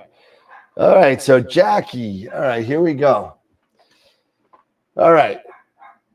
Give us some stats because I know Jackie is Nikon Jacks in the chat. So let's get some stats here on what we're using, how many minutes, how long of an integration time, what filter did you use? I believe this is probably the NBZ maybe. But let me get this over on this side so I could see the chat. All right, and she's going to pull up that stuff. And all right, so Pete, what do you see with this? I know what I see with this, but what do you see with this? Well, what I see is I like the detail, no question about the detail, and I do like the idea that there's a lot of stars in it. Personally, I would kind of shrink the stars a little bit because they're just a little bit too overpowering. Yep. In terms of the color, I like the color, but the colors are a little bit muted. The colors need to pop just a little bit more. A little saturation, maybe? Or maybe just kind of lighten it up just a little bit and then a little bit of saturation, but it's just a little muted. It's just a little on the darker side. But the detail is very good, though, especially in the pick rings and the triangle with pick rings. But definitely you can see the stars. There's so many stars within this field. And it's always been an issue that you have to definitely just do a star reduction. Yeah, like Bill Blanchard's star reduction. If you don't have that, Jackie, you might want to try it. It's a couple of pixel math scripts that you could actually download. One more thing, it might be a little bit noisy to me. Yeah, I was going to say that too. It just looks a little noisy. A little noisy. You could definitely use, if you haven't gotten it yet, grab that what is it, the Russell Croman. Yep, Noise Exterminator. Noise Exterminator, really, really good.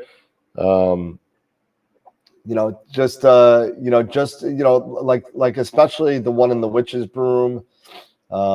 These guys here, and there's a couple on the other side too, that are really, it's making your eye gravitate to the stars as opposed to what you really want to gravitate to, which is the whole picture, right? Yep. And too, Dan, as you say, is looking at the detail. Once it gets cleaned up a little bit and you sharpen it up just a little bit, you'll start to really notice those fine filaments. They really just start to pop and come out. Yep, absolutely. And maybe a little blur exterminator to get some more definition. Mm-hmm. Especially in those streamers. Like this is this looks like, this, when you get more data on this kind of looks like a DNA strand, this part here. Yeah. You start getting that twisty kind of thing going on. It's pretty cool. Yeah, it is cool. I mean, overall, it's a good detail. It just needs just a little bit more polish. Yep. I think the data's there. Maybe a little bit more data. I don't think there's a lot. There's just something else I see in the bottom corner over here. I'm seeing a little lightness in here. I don't know if it's from an off-camera star. I'm not sure, but maybe some more if you're using dynamic background extraction. If you're using that, maybe put a couple of samples down in here to get rid of this glow, because it's only in this corner. It's not in here, and it's not in the top two corners. It's only here. So maybe just a little bit more samples, or maybe bigger samples. I don't know what size samples you're using for background extraction, or if you're using ABE. But if you're using ABE, I would strongly suggest to move to DBE. and don't be afraid to use sample sizes of 60 or 70 pixels. You know, you're not going to want one with a star in it, but some of the little stars are fine because Cyril. All right. So I don't know much about Cyril. I really don't. And I hate to say it. I know Ernie in the chat has used it a little bit, but I have not used Cyril at all. I made the jump as soon as PixInsight came in. I started getting lessons from PixInsight. Graxpert is great. Yep, I've used that once or twice. I'm thinking about getting it for my workflow. I used it for the trial period, and I have not gotten it back. But it is a really good gradient exterminator for images. It's really cool. So. Yeah, I'm just curious, the equipment being used, this was with a DSLR and definitely probably something like what, a 71 to an 80 millimeter scope? It's the IDAS, right? Let's see. Let's see if you put it in there. I don't see any other stats for this. Let me see if she left it in the whatchamacallit, in the Google Drive.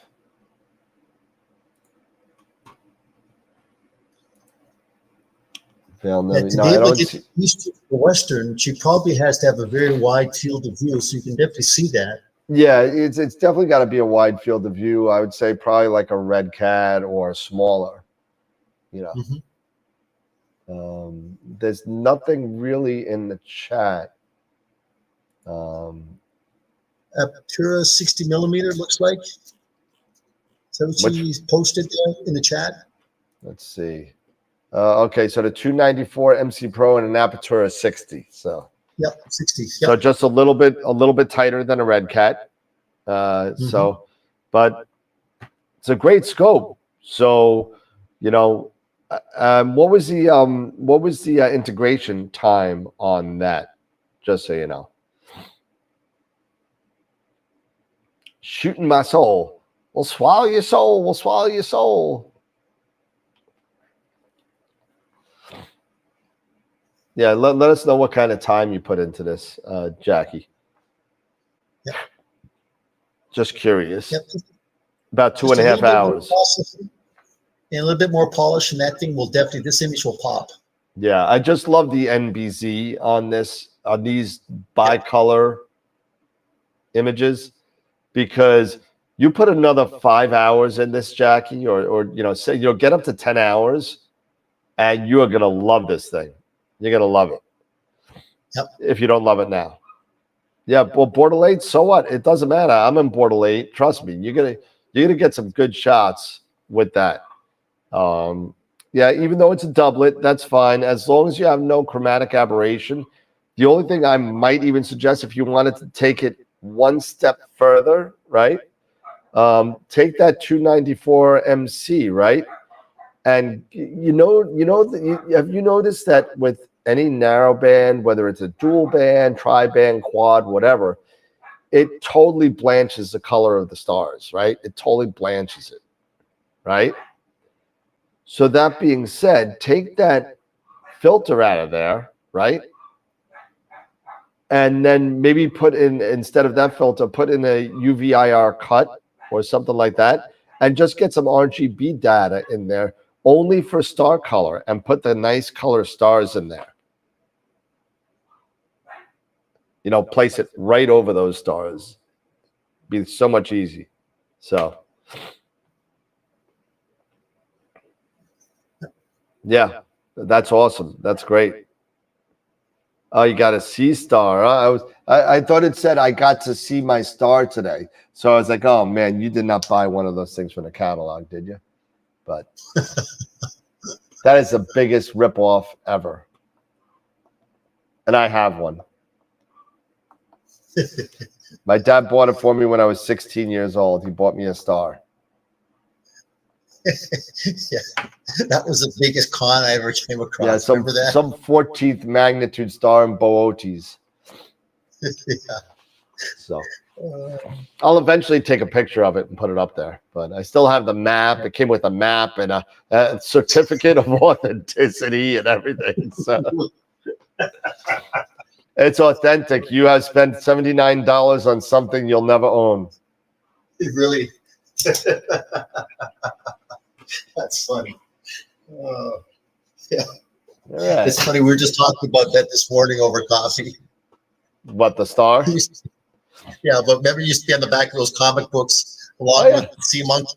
The star, yeah, the sea ant monkeys. The Those ant things farm. never Remember worked. I got like 4 of those things. It's literally like dirty water when you're done. That's it. You're sitting there waiting for these things to become alive, and like, how do these things become alive if they're dead already? I don't know. They figured out how to make things alive out of dead molecules. I think we would have transporters by now. You know. That's funny. Yeah. Let me see. So you got 15 minutes, 15-minute mark for the. Let's see how many votes we have so far. Let's take a look real quick at the website, right? And let's see. AstroWorldWeb.com. Right. There we go. We'll bring this one on over. All right. And let's share it up. Share the screen. Here we go. So this is the website. And if you haven't seen the website, it's AstroWorldWeb.com, right? Oh, Eric showed up. There we go. Hey, what's up? Hey there, guys. Give me one. We're just going over the website and the picture of the week site. So, all right. So if you go to images, then image of the week. And Eric was awesome to put this all together and keeping on top of it, so I have less things to do. So thank you, Eric, for doing it. So the winner of the picture of the week this year will receive the new Optolong quad band filters, courtesy of Sean Nielsen, visibledark.ca. So thank you to Sean for his continued support of AstroWorld TV. He's been a super fan since day one. So thank you to Sean. Image of the week winner from October 13th was Harold Soto with this awesome shot of the wizard. So great job to him. So here are the this week's picture of the week images, right? We got M45 by Chris Frierksen. We got the aforementioned flaming star and tadpole IC 405 and 410 by Josh Kovac.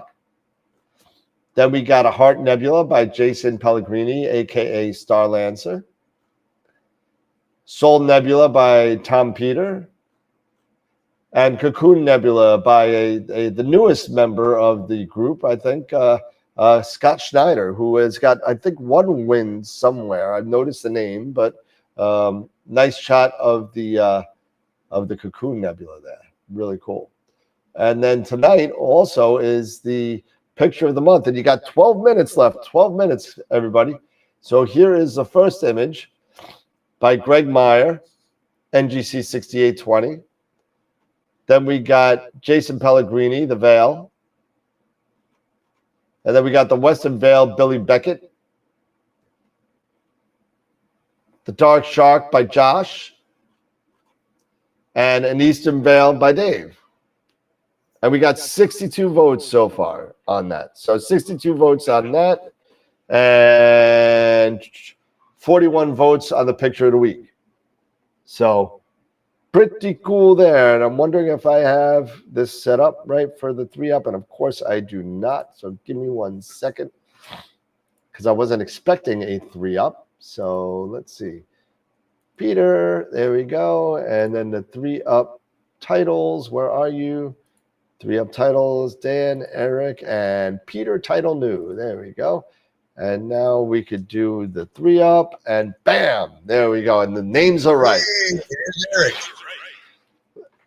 What's going on, Eric? Wait, oh, you know what? You know what? I think I see that the dome is open. The dome, and I'm gonna raise your volume a little bit more again. So did Eric get a dome in the backyard? He did. Yes, sir. I did. He did. Oh. Yes, I did. Yep. Awesome. So Eric took a drive for about 10 hours combined, right? Yep.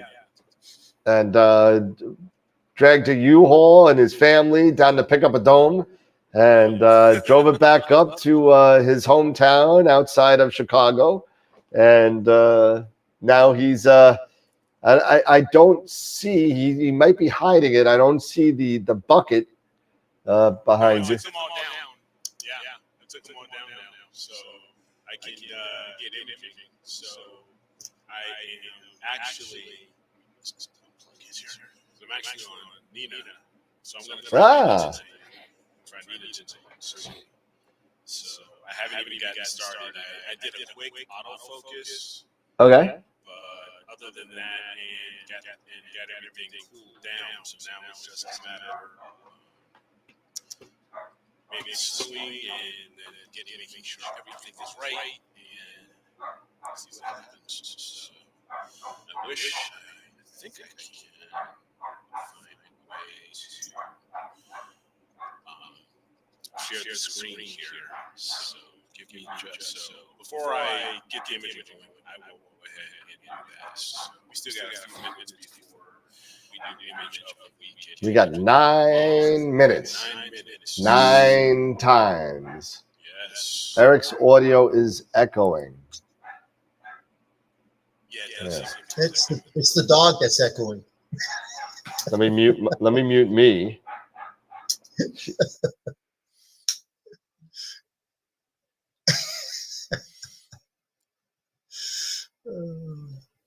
No more doggy. There you go.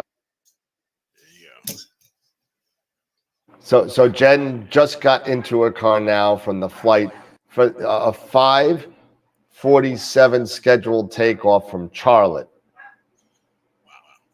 And she just got in her car now, almost 4 hours later. I'm sorry. I hate flying, but just hearing stories like that made me want to fly even less. I'd rather drive for 5 hours, get to DC, go to bed, wake up the next day, and drive the other 4 hours to Charlotte the next day than deal with getting there at 4 o'clock in the afternoon for a 5:50 flight. So you got to leave, right? So you got to leave at 3 for a 5 o'clock flight, right? Yep. So you leave at 3, and then you get in at 9:30, and you're not even home yet, right? Because now you got to drive home from the airport. So she's got a 7-hour or 8-hour day for a 2-hour flight. That's just ridiculous, I don't know. I'd rather just drive and deal with traffic for 6 hours than sit on a plane and wait on the tarmac for hours. I'd rather drive for 6 hours. At least I can leave and take a leak and do what I got to do. And I'm stuck next to this stupid white guy that smells like bologna and farting and there's no air. I don't care what they say. There's no air in those things. It's all circulated fart air. That's what it is. And no. I'd rather be able to open a window, get some fresh air, go to a crappy Sbarro, get a slice of pizza and a Coke, and be on my way. I don't know. That's my off the rails comment tonight. So. Dan's had a bad hair day today. Is it? Must be just the dog getting. No, my hair's good, right? So what you up to, Eric? What are you doing? So right now, let me see if I can do this or not.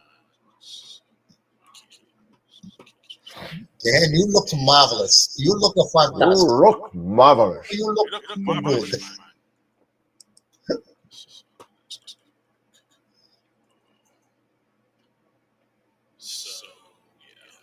So I was thinking of going after the going into Drake and going into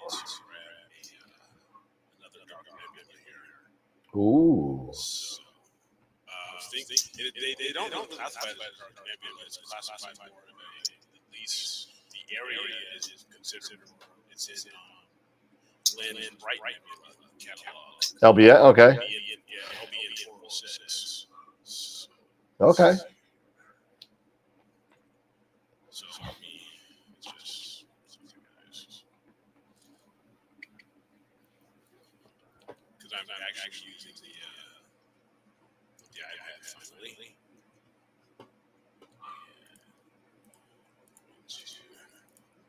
Hey, is that same login code that you gave me before still good? Which one is that? The 5091 one? Is that, yeah, that's Scott's. Yeah, that's fine. Yeah. And I'm looking for Sean. Tell me if Eric's audio is better, please, because Yes, please. let me know, because he's only on the B. And I think I know why. Nope. Hold on a second. Tell me if that works. You want to say something, Eric? Yes. Hold on. Sorry. Hold on. Mute it. Testing. Yeah, I can hear you. Let's see. I'm not sure why you're echoing. It's because of the Oh, I hear it now. Oh, hold on. I think we're not in master. I think we're in. Wow. Are we all echoing? Now we're all system. Ooh. It's Ah.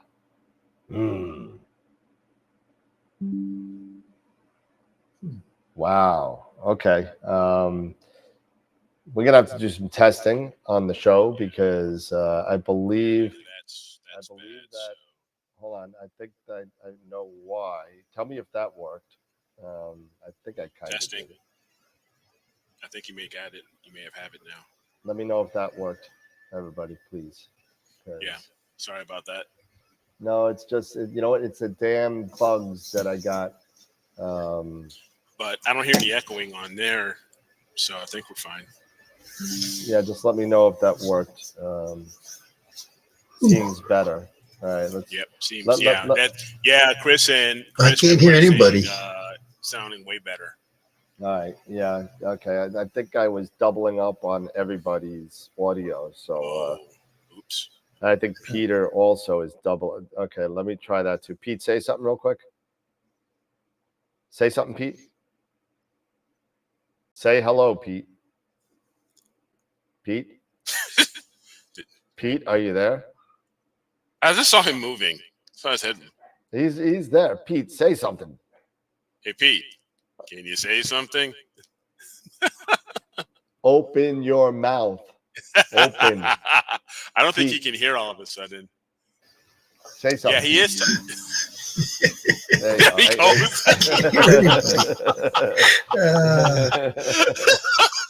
Can you hear us now, Pete? You can't. Pete can't hear us. I think we just lost him. No, he's there. Testing. Pete, 1 2 1 2 1 2. What happened? Are you there? Can you now hear we're us? getting a little bit of echo. Pete, can you hear us? Why can't he hear us? I don't know. Peter? Bueller? Peter? Yeah. I can hear you. Pete?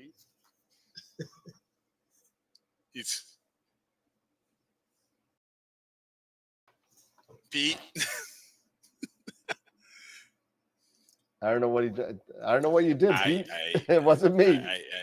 I don't know. I got audio from Pete. Hold on, it might be my side. Hold on a second. This is too funny. I can't hear anybody. Can you guys hear me? Because I can't hear anybody.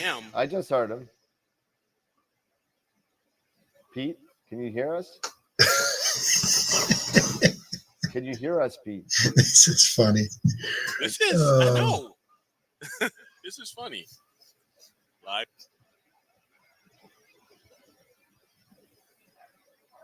I don't know. Yeah.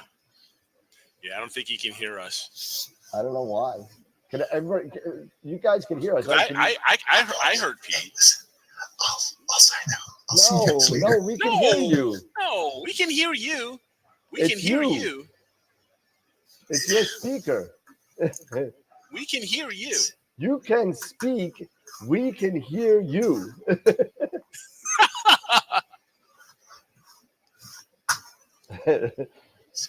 Pete, I love you, but you're a horrible computer person. It's all good. Yep. I could hear Pete. I could hear him sighing. He's like, "I was gonna sign off. I was gonna sign off." Yeah, I know he was like. Now I think he just rebooted his computer. Okay. So, all right. So let's change Pete to Eric, and we'll go with the 2-up again. Yep. There we go. Until Pete comes back. And now I'm Pete. Now you're Pete. See, I can't. Now I'm Pete. It doesn't follow the picture. It follows the. Let's see. And now you're Eric. There I am. So how is everybody? I mean, how are you doing? Sorry, I know it's been crazy. I'm fine. I'm just getting over Good. this. Getting over these sniffles. Right. How's Robin? Is she okay? Everything all right? Yeah, she's good. It's just she just had a rough day. So yeah, I came in and I did the dinner. I did the dinner and all that stuff. You're such a good hubby. Yeah, every once in a while, I can be that.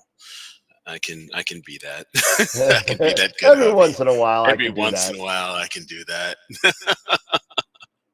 Yeah, well, it's 9:31. Yes, so we can definitely go and take a look-see. Are you able to do it, or you want me to do it? You got your laptop? No, I think I can.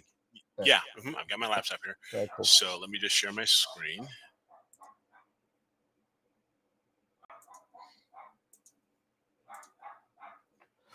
And let me go here. All right, can you see my screen? Hold on, I'll make you bigger. All right.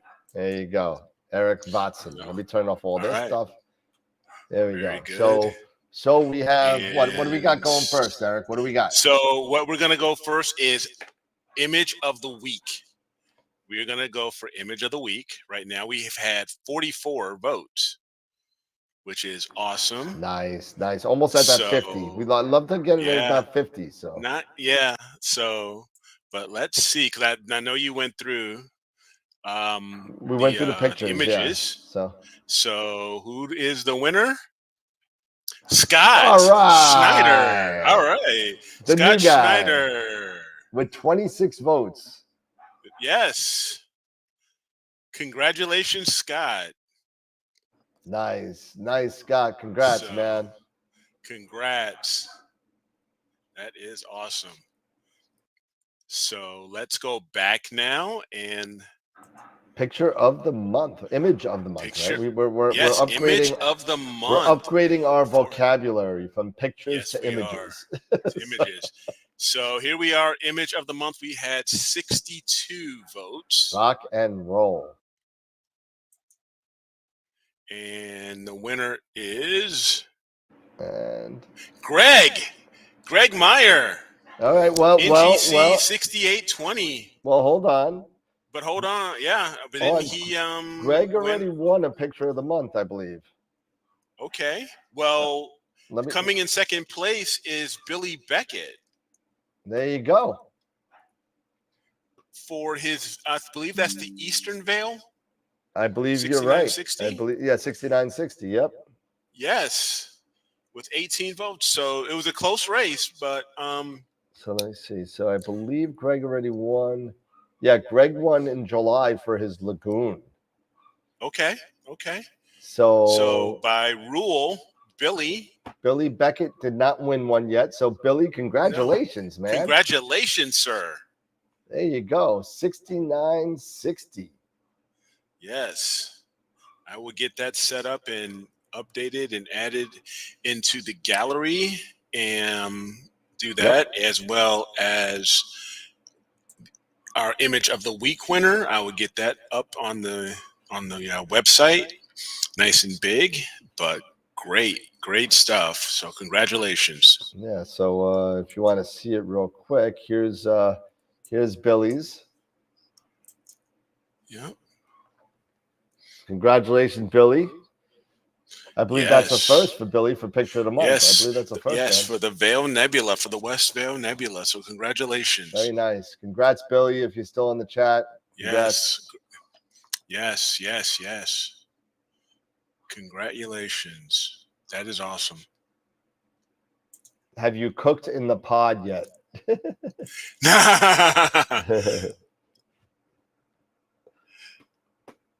And you just got to hit stop sharing, I think. Did I? I thought I did. No, not yet. Yeah. I still got I've stopped. Sorry. There's that other one. Okay. I know what it is. Yeah, there you go. There we go. Yeah. Shawnee baby. All right. Yeah. Oh, I have Scott's. I have Scott's picture on. Okay. You said you got the. I see your. So thumb. let me see if I can share my my Nina screen. I don't know if we can try to do this or not. Well, So right now I see a close up of your thumb, I think. Yeah. There you go. There we go. So there's everything. Right now it is still sitting in park mode, but let's just take a quick look here and see. And this is going to be really cool if I can do this or not. And let's see if it'll let me share screen or not. It doesn't. The button. It doesn't like the button. It does not like share. It does not like sharing the screen. Okay. Well, it was worth a shot. Yep. Oh well. So you know what you, what you know I'm what you going could to do. You know what you could actually do? You could make your iPad an NDI input. I could show you how to do that, and you can. Yeah, we'll have to do that sometime. Yeah. So we'll have to do. Well, we that. definitely got to get together anyway because we got to fix out the bugs in the program since my reimage of my desktop. So we got to get together this week to settle all this stupid stuff that's been happening. We were doing good for a while with all the stuff. The names are one thing, but for no big crazy stupid stuff like last year, right? So no. So if you want to switch back over to the other, I'm going to disconnect from this. No, I like this vantage point. I really do. Oh my gosh. All right, there we go.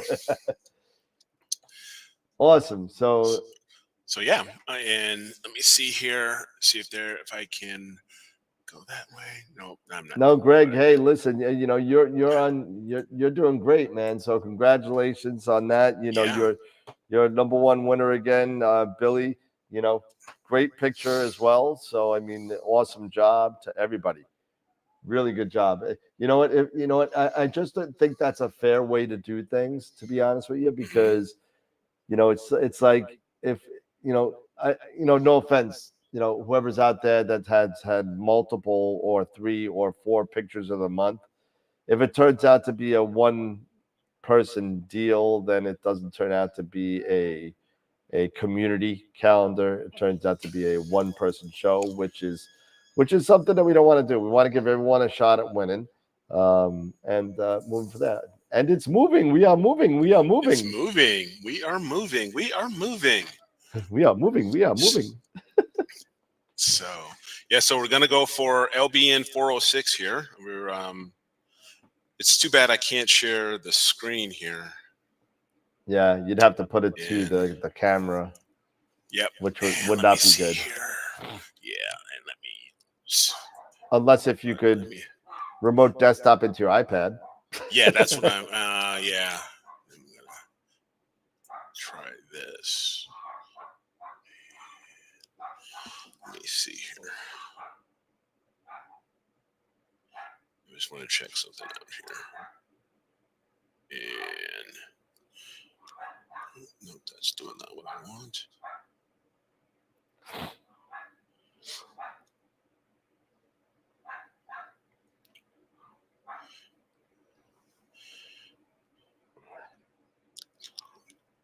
I love wanna these. double I check love my these IP. phishing emails. I just got a phishing email from Hostinger, who hosts a website. Uh-huh.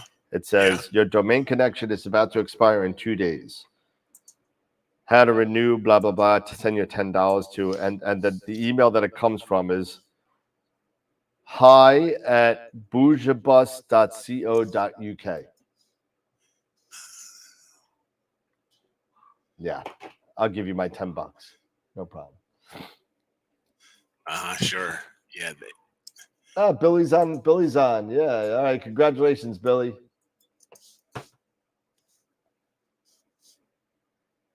Is there a beer fridge in the pod? No, not yet. Not yet. Oh, Nothing like not that. yet. That's Not yet. that's a key. You have electric in there. You can get a little mini fridge in there. Yeah. Either that or a a kegerator. The kegerator. Yeah. So let me see here. All right. So we I got everything right. Yeah. And yeah, so I got remote desktop on from my laptop. So Okay. I'm just checking here. 406. And let me just double check the slewing and the centering. And let me also share the screen here. While that's doing that. And I will share my screen. And oh, you give me a lick.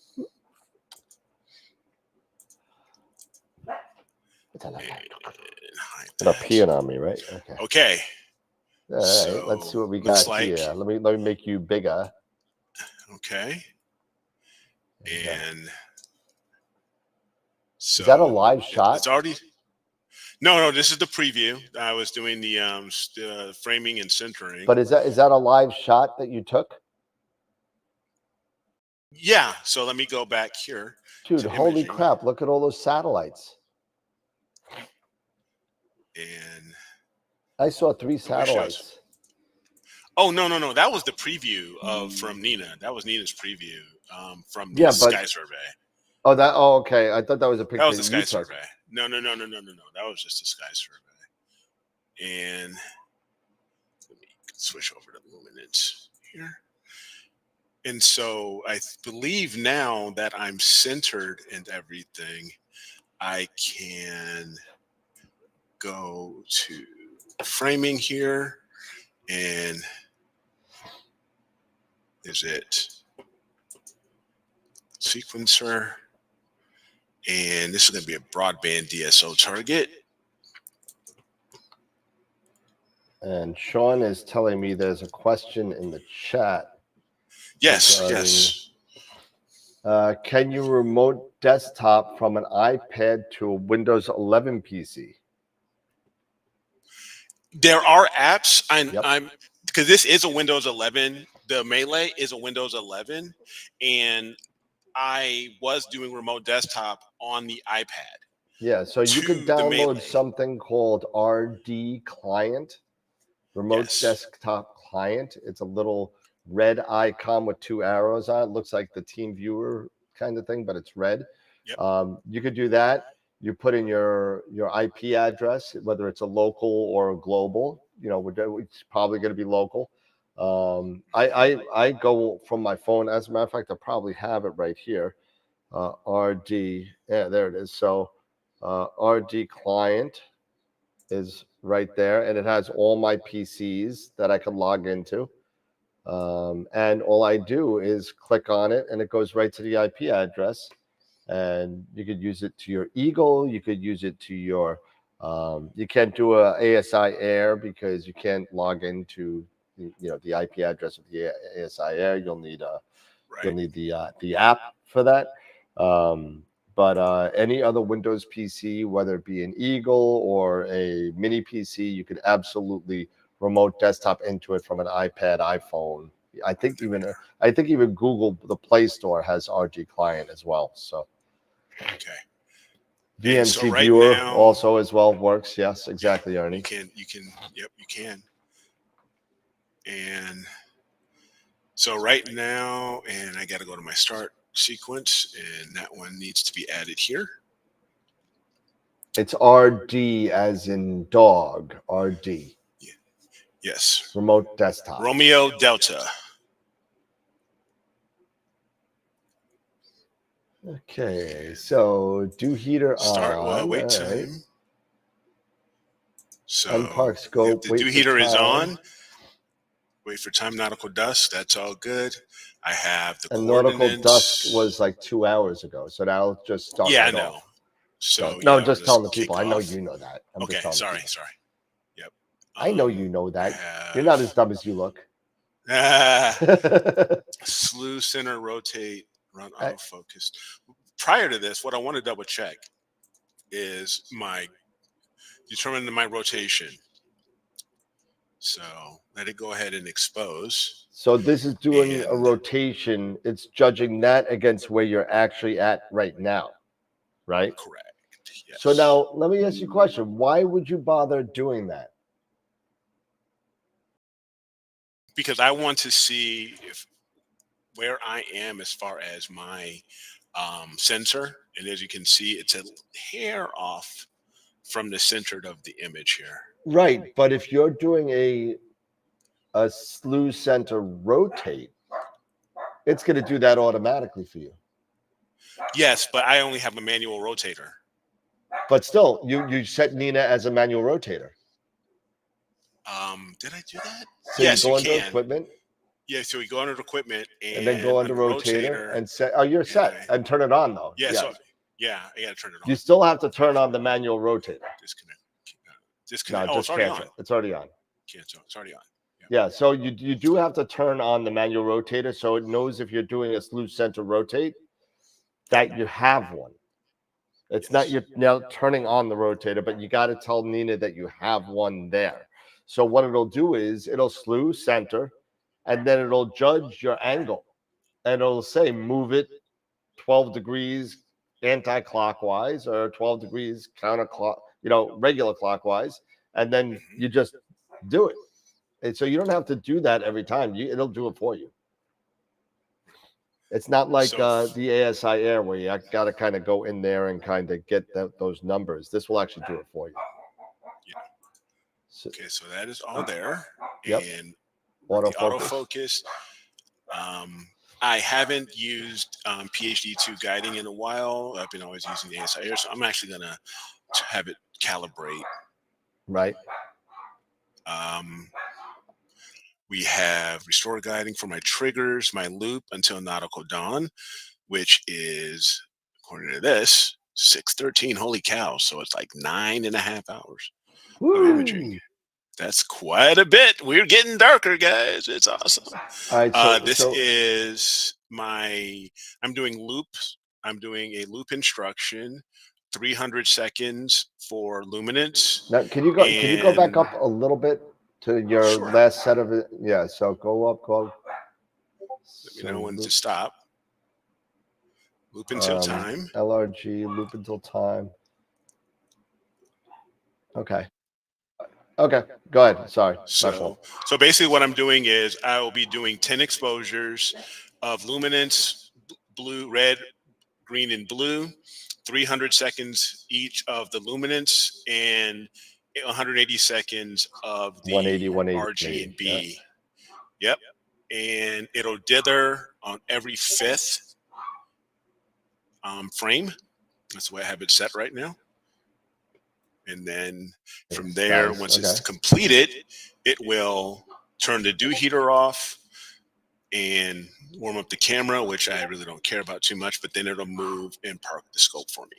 Okay, so now my question for you is, you're running for 9 hours now. Mm-hmm.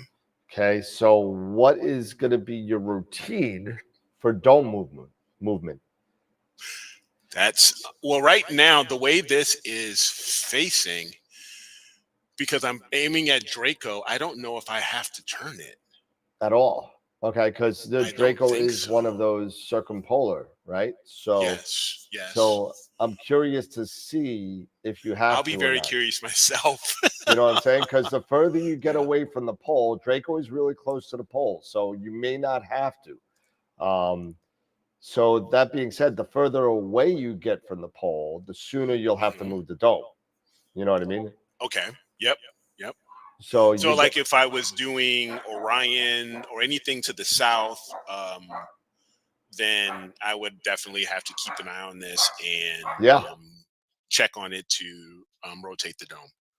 Yeah, exactly. So you know, you may want to just, you know, if you want, it's 8:49 over by you. So if you go to bed Yes. at 11, I would sit there and I would just move the dome to the, you know, the opposite side. You just, and don't forget the meridian flip if you're doing one. Yes. So because then it's going to be on the other side. So if you As a matter move of the fact, dome, it's going to be on the wrong side.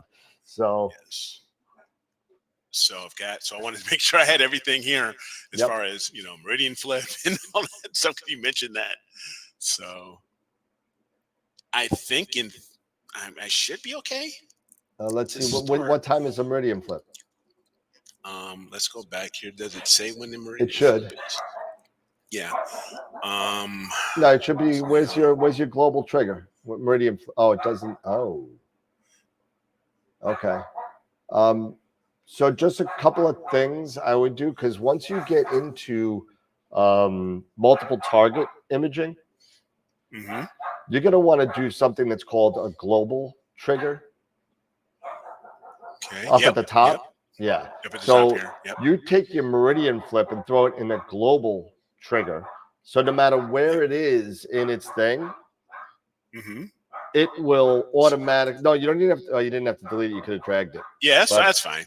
Yeah. So you throw it in the global trigger there and put it there. So no matter what, you don't have to add it for every image. You know what I mean? That's for the whole sequence. Always look for meridian flip no matter where you are, and then it will do it. Same thing with your autofocus stuff. You know, if you're doing an autofocus after drift or center after drift, center after drift, you may want that for every target. So you may want to throw that into a global trigger. Into the global, okay. Yeah. So if you add a second, like if you're going from that LBN to, you know, later on in the night, I want to do Orion because it'll be up. So now it'll still have those global triggers there. And even though you might have done a meridian flip already, if Orion does hit that meridian flip again, then it will continue to do it again. You won't have to add it into the instructions for that particular image. Gotcha. So we got autofocus after an HFR increase. And if I go to, if I'm not mistaken, is it under options in autofocus? What are you looking for? Filter offsets are turned on. Okay. So I wanted to make sure that was turned on and everything is set there, because I have gone through those steps to do that. And if I go back here to sequencer, I think I can go ahead and start now. I think there's it looks good. It looks good for me to go. So everything looks fine there. And it'll actually, what you could do, Mm-hmm. another thing that you might want to think about doing. Let me see your sequence one more time. Yep. Which area? Go to, let me see.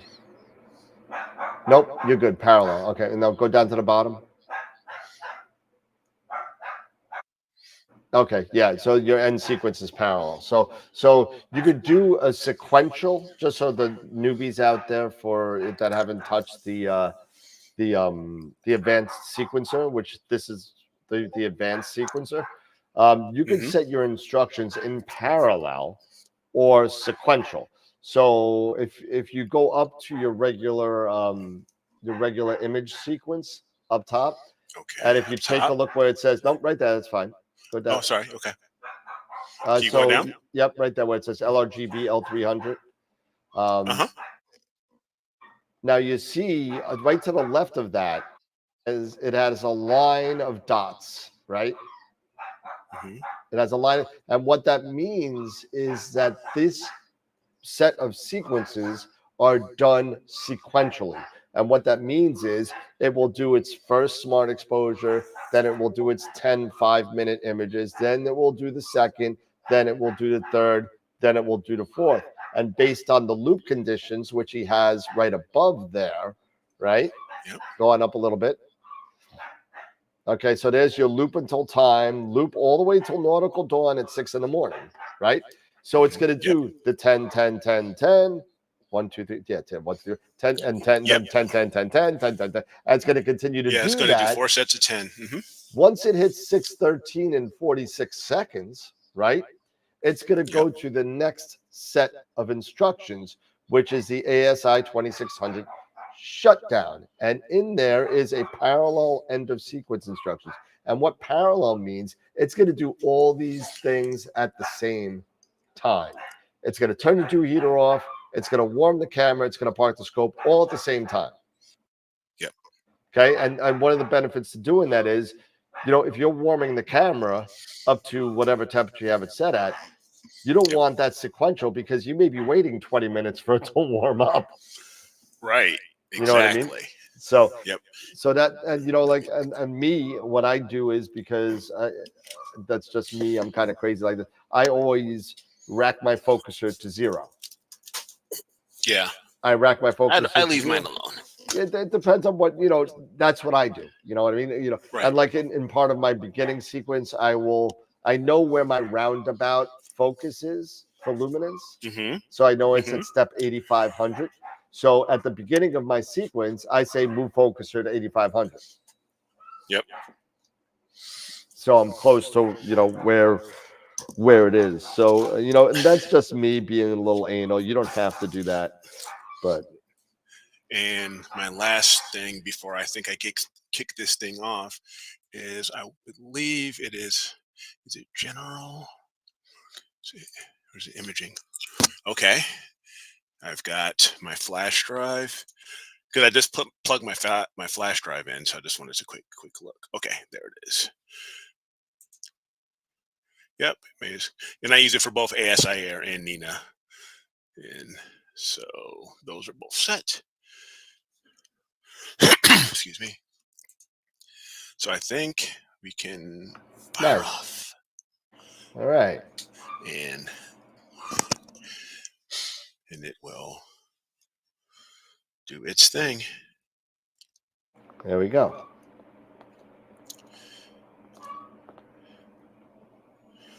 So it's solving again. And my current position is a little off. Yeah, just like the picture showed, you're just a little bit off. Yep. So it's 4 degrees clockwise. Clockwise. Which is a very so slight. Very slight. Yep, so just let me step away. Just go over here for a second. Let me loosen this guy.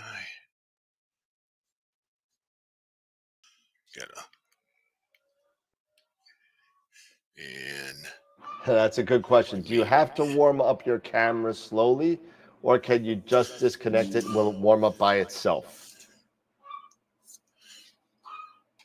I have it running like for over. I do it a little gradually. I think it runs for like 10 minutes or so. Yeah, I would, especially in cold temperature. Well, either way, it really doesn't matter. So let's think about what happens, right?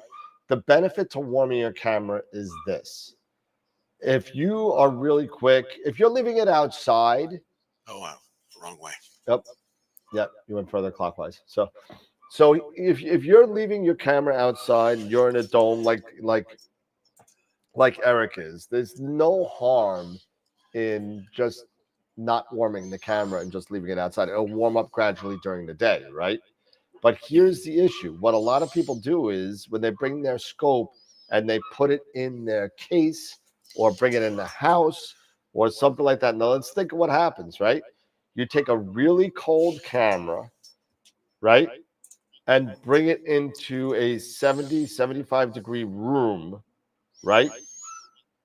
What's going to happen? What could happen to not the chip, but what could happen to the glass in front of the chip? What could happen? you could get some condensation, right, on there from the dew, that because of the huge difference in temperature, whether you're really hot and come into an air conditioned room, or if you're really cold and come into a heated room, you have the chance of getting some condensation on your camera that you may most likely will be able to get off, but sometimes you may not. It's just a safety protocol, so you're able to, make your nice $1,000 or even it's a $500 to $5,000 camera as safe as possible. That's all. Okay, I think we are in that 180 degrees. So now it's going through its autofocus. It looks like you have about a 2-degree tolerance in there. It looks like so because you're at negative 1.93. So yes, so you could do up your camera. So it's in your benefit and don't do heat up in 0 minutes because that's just as bad. Because then it's going to try and heat it up super fast. So give it 10 minutes. You know what I mean? Yep. Give it a 10-minute warm up. So so like here, this would be 10. Yeah, whatever you want to do. I mean, if you're outside, I'm outside, you can do it even longer. You could do 30 minutes if you're not waiting for it. But just get it up to a decent temperature so it doesn't possibly get some condensation somewhere.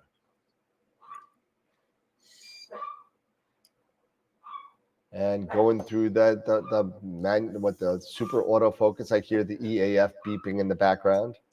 Yeah. Beep. Looks like you're getting a decent curve there. Starting to come back up. So one way you're sure that you got a decent focuser is if the dots on the left are pretty close to the same place as they are on the right, you're pretty in good shape. And Eric looks like he's in pretty good shape. So it's not going to be perfect. It's not going to be a perfect view, or it's not going to be perfect, but it looks like he's especially going to be with the EAF. Even so, I mean, EAF does a decent job for what it does. Yeah. You know what I mean? What it does, yes. And so my HFR is 0.85. Yeah, 0.85 is pretty darn good. Yeah. All right. So now it is going to do the guiding, and I'll pop that over here. And it is calibrating. Yep, I see it. So it's the West Step 1, 2.3. And again, what it does is it moves a star back and forth on each axis, on the north, south, and east, west, right? Yep. And then it comes up to how far the star moves, so it could make corrections. Yep.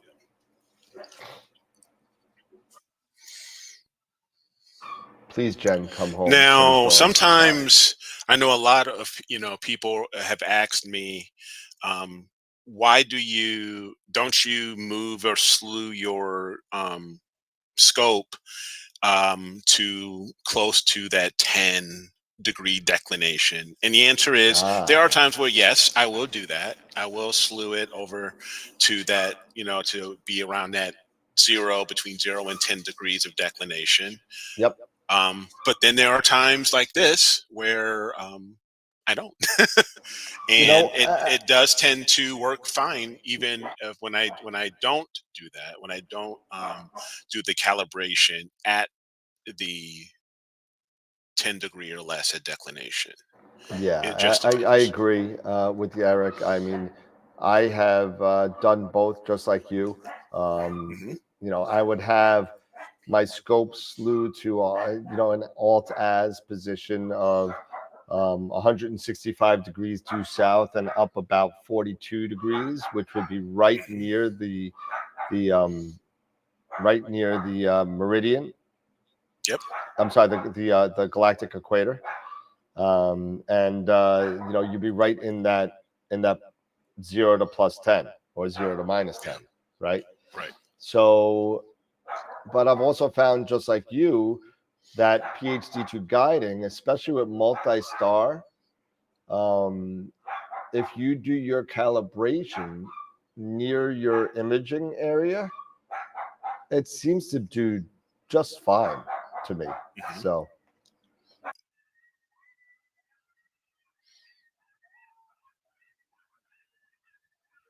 this is some pretty, doing this live, especially on a Friday, because Friday is newbie night and stuff, and stuff like that. So this is awesome to have an opportunity to do this live so everyone can see it. As you see, it's clearing the backlash and everything.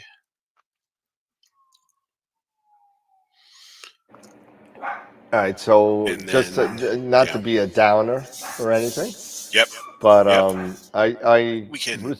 No, I'm not closing it up. That's just. Oh. But I received an email today from a longtime.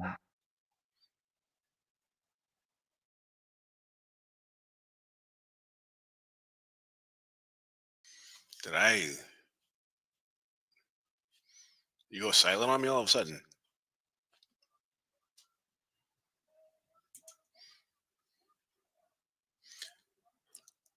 I think Dan went silent on us. Yep. Oh, sorry. That's not what I want to do.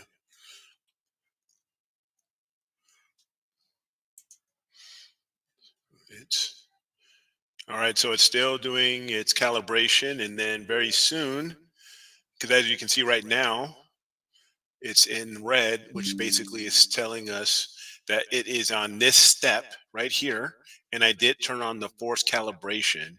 So that's why it's going through its calibration right now. And once that is done, then it should begin its first luminance images. And right here are my triggers for such as autofocus. And when it says here autofocus after HFR increase, that's basically it will take a look at the size of my stars or the HFR of these stars. And if it's out of spec by like say 5% here, based off of the sample size, it will do an autofocus. If it stays within that 5% or less, then it won't do that. But then when it does do that, then it'll go ahead and restore guiding again. So let's just take a look at PhD here. It looks like it's starting it's guiding. So we'll just keep an eye on that.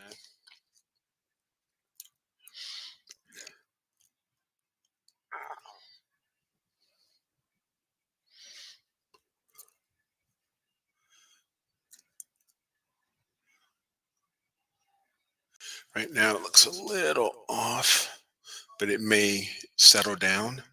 It looks like it may be settling down here. Yep. Check. Can you hear me now? There we go. Yes, I can. All right. So I'm sorry. So what I was saying was that I received an email, and I won't mention the person's name, but Jed's asking me if I want Taco Bell. Yeah. So and I won't mention the person's name, but the last time I met you at AstroWorld and the TV crew at NEAF last year, I've been a longtime viewer and enjoyed watching AstroWorld TV. Since NEAF, my health has deteriorated to the point where I cannot walk and I'm having problems with my vision and hearing. I'm still watching you and the crew when I can. The only thing that keeps me going is my family, astrophotography, and AstroWorld TV. Blah, blah, blah. I won't mention some stuff that would give it away. Sure. Good luck to AstroWorld TV and your new business. Unfortunately, my future does not look very bright, and this may be the last email that I kind of send in the next future. So great job with AstroWorld TV, and good luck with AstroWorld Telescopes. Please remove my name from all future giveaways. Thank you and goodbye. And oh my God. Yeah, so I'm the person, if he's watching, prayers go to you and your family. Absolutely. And Absolutely. hope you pull out of what you're going through. and hope to hear from you as soon as possible. So yes. Definitely. Many prayers to you and your family, Mike. So right now I am guiding. So we'll switch back over here to doing a little AP, and that's a little, I am under little busted up. Oh, you're at 100. That's why. Get that 100 out of there. What are you doing? where? Change that to like 50. There you go. Okay. I'm just so used to leaving everything at default. You look like my EKG. So but still, you're at am, 0.77. Yep, and it seems like it's reducing as it settles, but it's around 0.75 arc seconds. Let's see, what you got? Your right ascension is the one that's kind of killing you a little bit. Yeah, and it tends to try to 0.63. Well, leave it alone. Let it sit. Yeah, I'm leaving it alone. But I mean, it's still fine for 0.75 is fine for your seeing. But you see that little graph, the target, your target graph on the right? No, the bottom one, where all the blue dots are. Yeah, all those blue dots are all the samples that it has taken, right? So let me see here. I'll see if I can expand it, but I guess I can't. But you're saying, yeah, all these are the samples.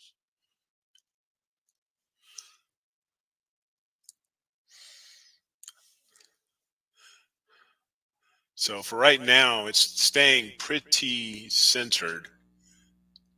I mean, it did have a few stragglers off. Yeah, no, but that's not a bad graph. It's not. But something that I would do, because it looks like your right ascension is at 0.6. It's in the high 60s constantly. So give it 5 or 10 minutes to stable out, and if it doesn't come down a little bit, if you wanted to tweak it a little bit, you could either raise your aggression, right, and lower your min motion a little bit, or flip it and lower your aggression and raise your min motion a little bit. Gotcha. So I would tend to go raising the aggression a little bit, and then lowering the min motion a little bit. So like say go to 75. Don't only hit it once. You don't have to go crazy. 72. Right. Don't go nuts. But right now it's dropping to 50 in the 50s. So I probably wouldn't even touch it. Yeah. Give it like 2 or 3 full worm cycles before you even start messing with it. Right. Because it looks like it's gonna it just hit a big guy somewhere for some reason. Yeah, it hit some sort of a big correction. Yep. In RA. Yep. But yeah, I usually let it, because 10 minutes with the SEM60, a full worm cycle takes 10 minutes. Yeah, it's like five minutes on each side. Yeah. Yeah. So I usually just let it be, and it tends to settle itself down. I mean, 0.68, your stars are going to be fine. It's not, if you're anal with this graph, it'll drive you nuts. So it will. That's happened to me a lot. Yeah. So we talk about this a lot on the show, right? We talk about this. Yes. Don't get so bogged down with the numbers. If at the end of your exposure, your stars are round, don't touch it. Leave it alone. Don't touch it. And so right now, as you can see in red, you already took one already. One. Yep. So let's go here to imaging. And I'll just back over here a little bit. And there's the first one, it seems. And we'll move in a little bit. So as you can see here, the stars are nice and round. Yeah, so I would not even tweak anything. Don't just ignore. So I'm satisfied with this. Yeah, I would not touch anything. Right. So pretty exciting, to try Nina, here live, and because everybody knows I've been using the ASI Air forever, and I still do. I mean, I have them both sitting on top of the scope here, so it's good to be able to switch between one and the other, and and just try things out. And especially with this setup here, I can remove the A plate here and take it over to the Schmidt Cassegrain, which has the Asato, and then I can use Nina here for that for the Edge 8. And if I really wanted to, yes, I could use Nina, or I can use the ASI Air for the refractor here. So it's pretty nice to have that this little setup the way it is. Awesome. Well, I'm getting tired so of we'll go ahead offending and let all that. of the people with the dogs. Yes. So sorry. Yep. So I'm going to kill that. There you go, and we'll go back to here. Yep. Awesome.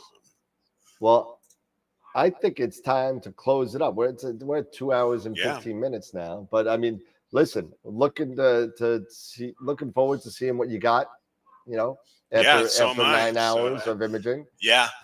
Yep. Absolutely. I hope you don't get the inside of your dome any time of the night. So I think you'll be fine though, because you are in Draco. So I think you'll be all right. See what happens. And Dave was saying the button that looks like a checkerboard is the aberration expector, FYI. Yep. Okay. Yeah. So if you look at Nina on the top, there is like 9 boxes. It looks like a tic-tac-toe board. Yes. And it'll split your picture into 9 pictures and zoom in so you can see if there's any messes up in the stars. So anything that's kind of okay. That's good to know. It's like a zoom on 9 sectors of your picture. Gotcha. 3 at the top, 3, the corners and 1 in the middle, the sides and 1 in the middle, and the corners and 1 in the middle. So gotcha. So next week, next Friday, I will do my presentation. I'll even do a second one. Apus? Yeah. So I will do Apus next week, as well as when we talk about what we want to do for next week's constellations. So I'll owe the audience 2 presentations next week. No, you were doing the hubby thing. You get a get out of jail free card. So that's okay. So next week, let's see. So you're gonna do Apus, right?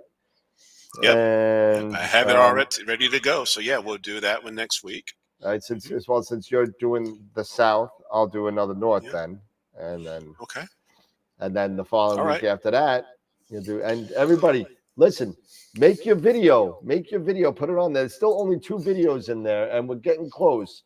We are at 25 days to episode 300. So, Dave, he still ended up in his doghouse.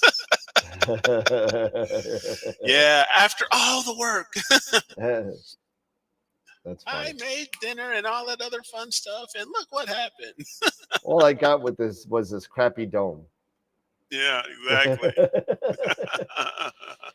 All right, ladies, gentlemen, Sean, Dave, Newman, Tom, Jackie, whoever else is in the chat there that I'm missing, Ernie Jacobs, A-Sphere, Tom, Billy, congratulations. Yes, Billy, congratulations.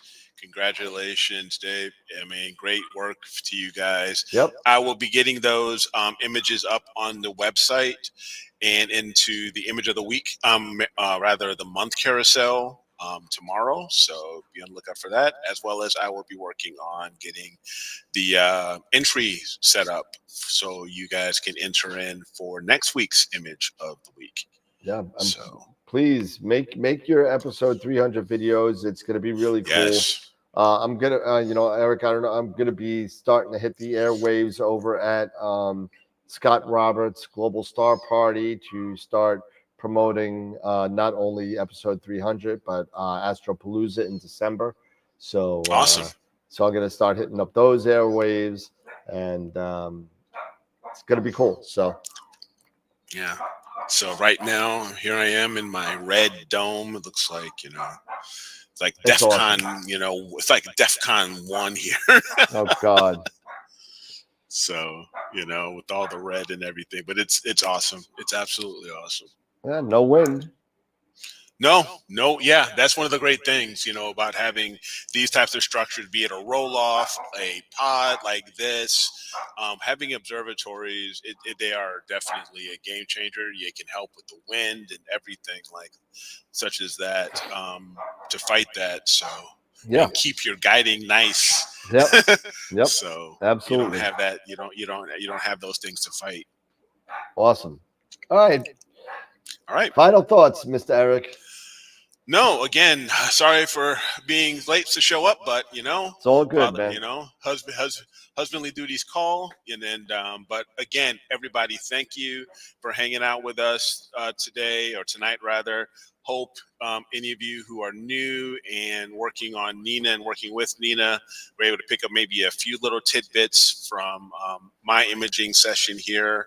And I hope that I can do things like this more often for the show, to share these types of tutorials or whatever you want to call them in my imaging sessions and stuff like that.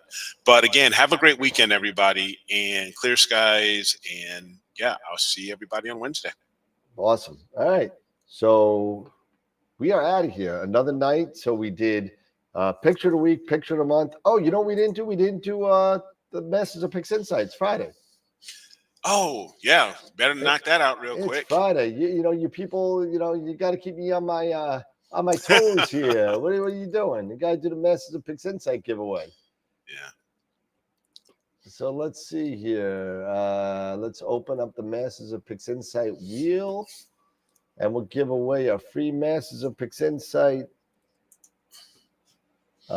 Free Masters of Pix Insight class coming up next month, I think. I don't think there's any this month. I think there's any already. I don't think there's anything this month. I think it's next in month, November. Yeah. So so here we go. Free Masters of Pix Insight. Let me get my magic pen out. And the winner is Senthil.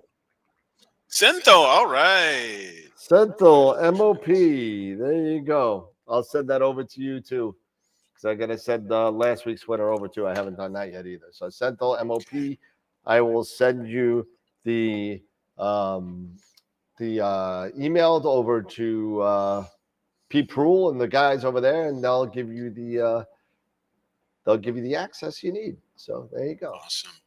Congrats, Senthil. All right, ladies and gentlemen, it's another week of AstroWorld has hit the books. We are getting ready. We are not episode 300, AstroPalooza, then season 5 of AstroWorld TV. Season 5. I should get royalties. I got to redo my contract. Working on it, man. Keep on working on those Celestron products. I got to talk to my agent. I'm telling you. And we're still working on number 2000. So you know what I'm going to do? I was thinking about it. For member 2000 on YouTube, whoever that member 2000 is. Member 2000 is going to get a $200 gift certificate to AstroWorld telescopes. Nice. See? What we tell you? We take care of our subscribers. We take care of our subscribers. It's awesome. That is awesome, man. So $200 gift certificate to AstroWorld telescopes for member 2000. So that's going to be a cool thing. So I'm going to start pummeling the airways with that. You guys are going to hate me, but it'll be cool. So member 2000. It's all good. It is all good, brother. All right, fellas. Well, have a good night, everybody. And we'll see you on Wednesday for episode 296. It's crazy. Are we still on pace? We're still on pace for the 15th, right? So yeah, we are. 296, 297, 298, 299. Then I go on vacation. And then the 15th, 300. Yep. 300. Yep. That's 300. it. We're doing well. We are doing well. So 300. Again, clear skies, everybody, from the Death Star. Yep, there you go. So you got the Bat Cave and the Death Star. What am I going to call mine? I don't know. I'm going to call mine the English Patient. I'm going to die in there. I'm going to die in that cave. I've got the cannon. I've got the cannon here ready, aimed at Alderaan. There you go. and ham salad's gonna come out of the toaster oven, and meet Bambi meets Godzilla. So there it is. So, all right, everybody, have a good night. I am gonna get out of here and eat some tacos because my wife is gonna be home very soon from Charlotte, and I'm gonna go hang out with her and maybe have a glass of wine. Taco Bell. Yeah, yo quiero Taco Bell. I got the little. Here you go. Hold on. Hey, Pep, come here, boy. Yeah. Here we go. Yo quiero Taco Bell. No quiere Taco Bell. No. All right. The hell with you. Night, guys. All right, everybody. Have a good night, everybody. Take care. Have a great weekend. And remember, as always, keep imaging, keep educating, and clear skies. And we'll see you Wednesday for episode 296. Have a good night, everybody. Bye-bye. See you, everybody.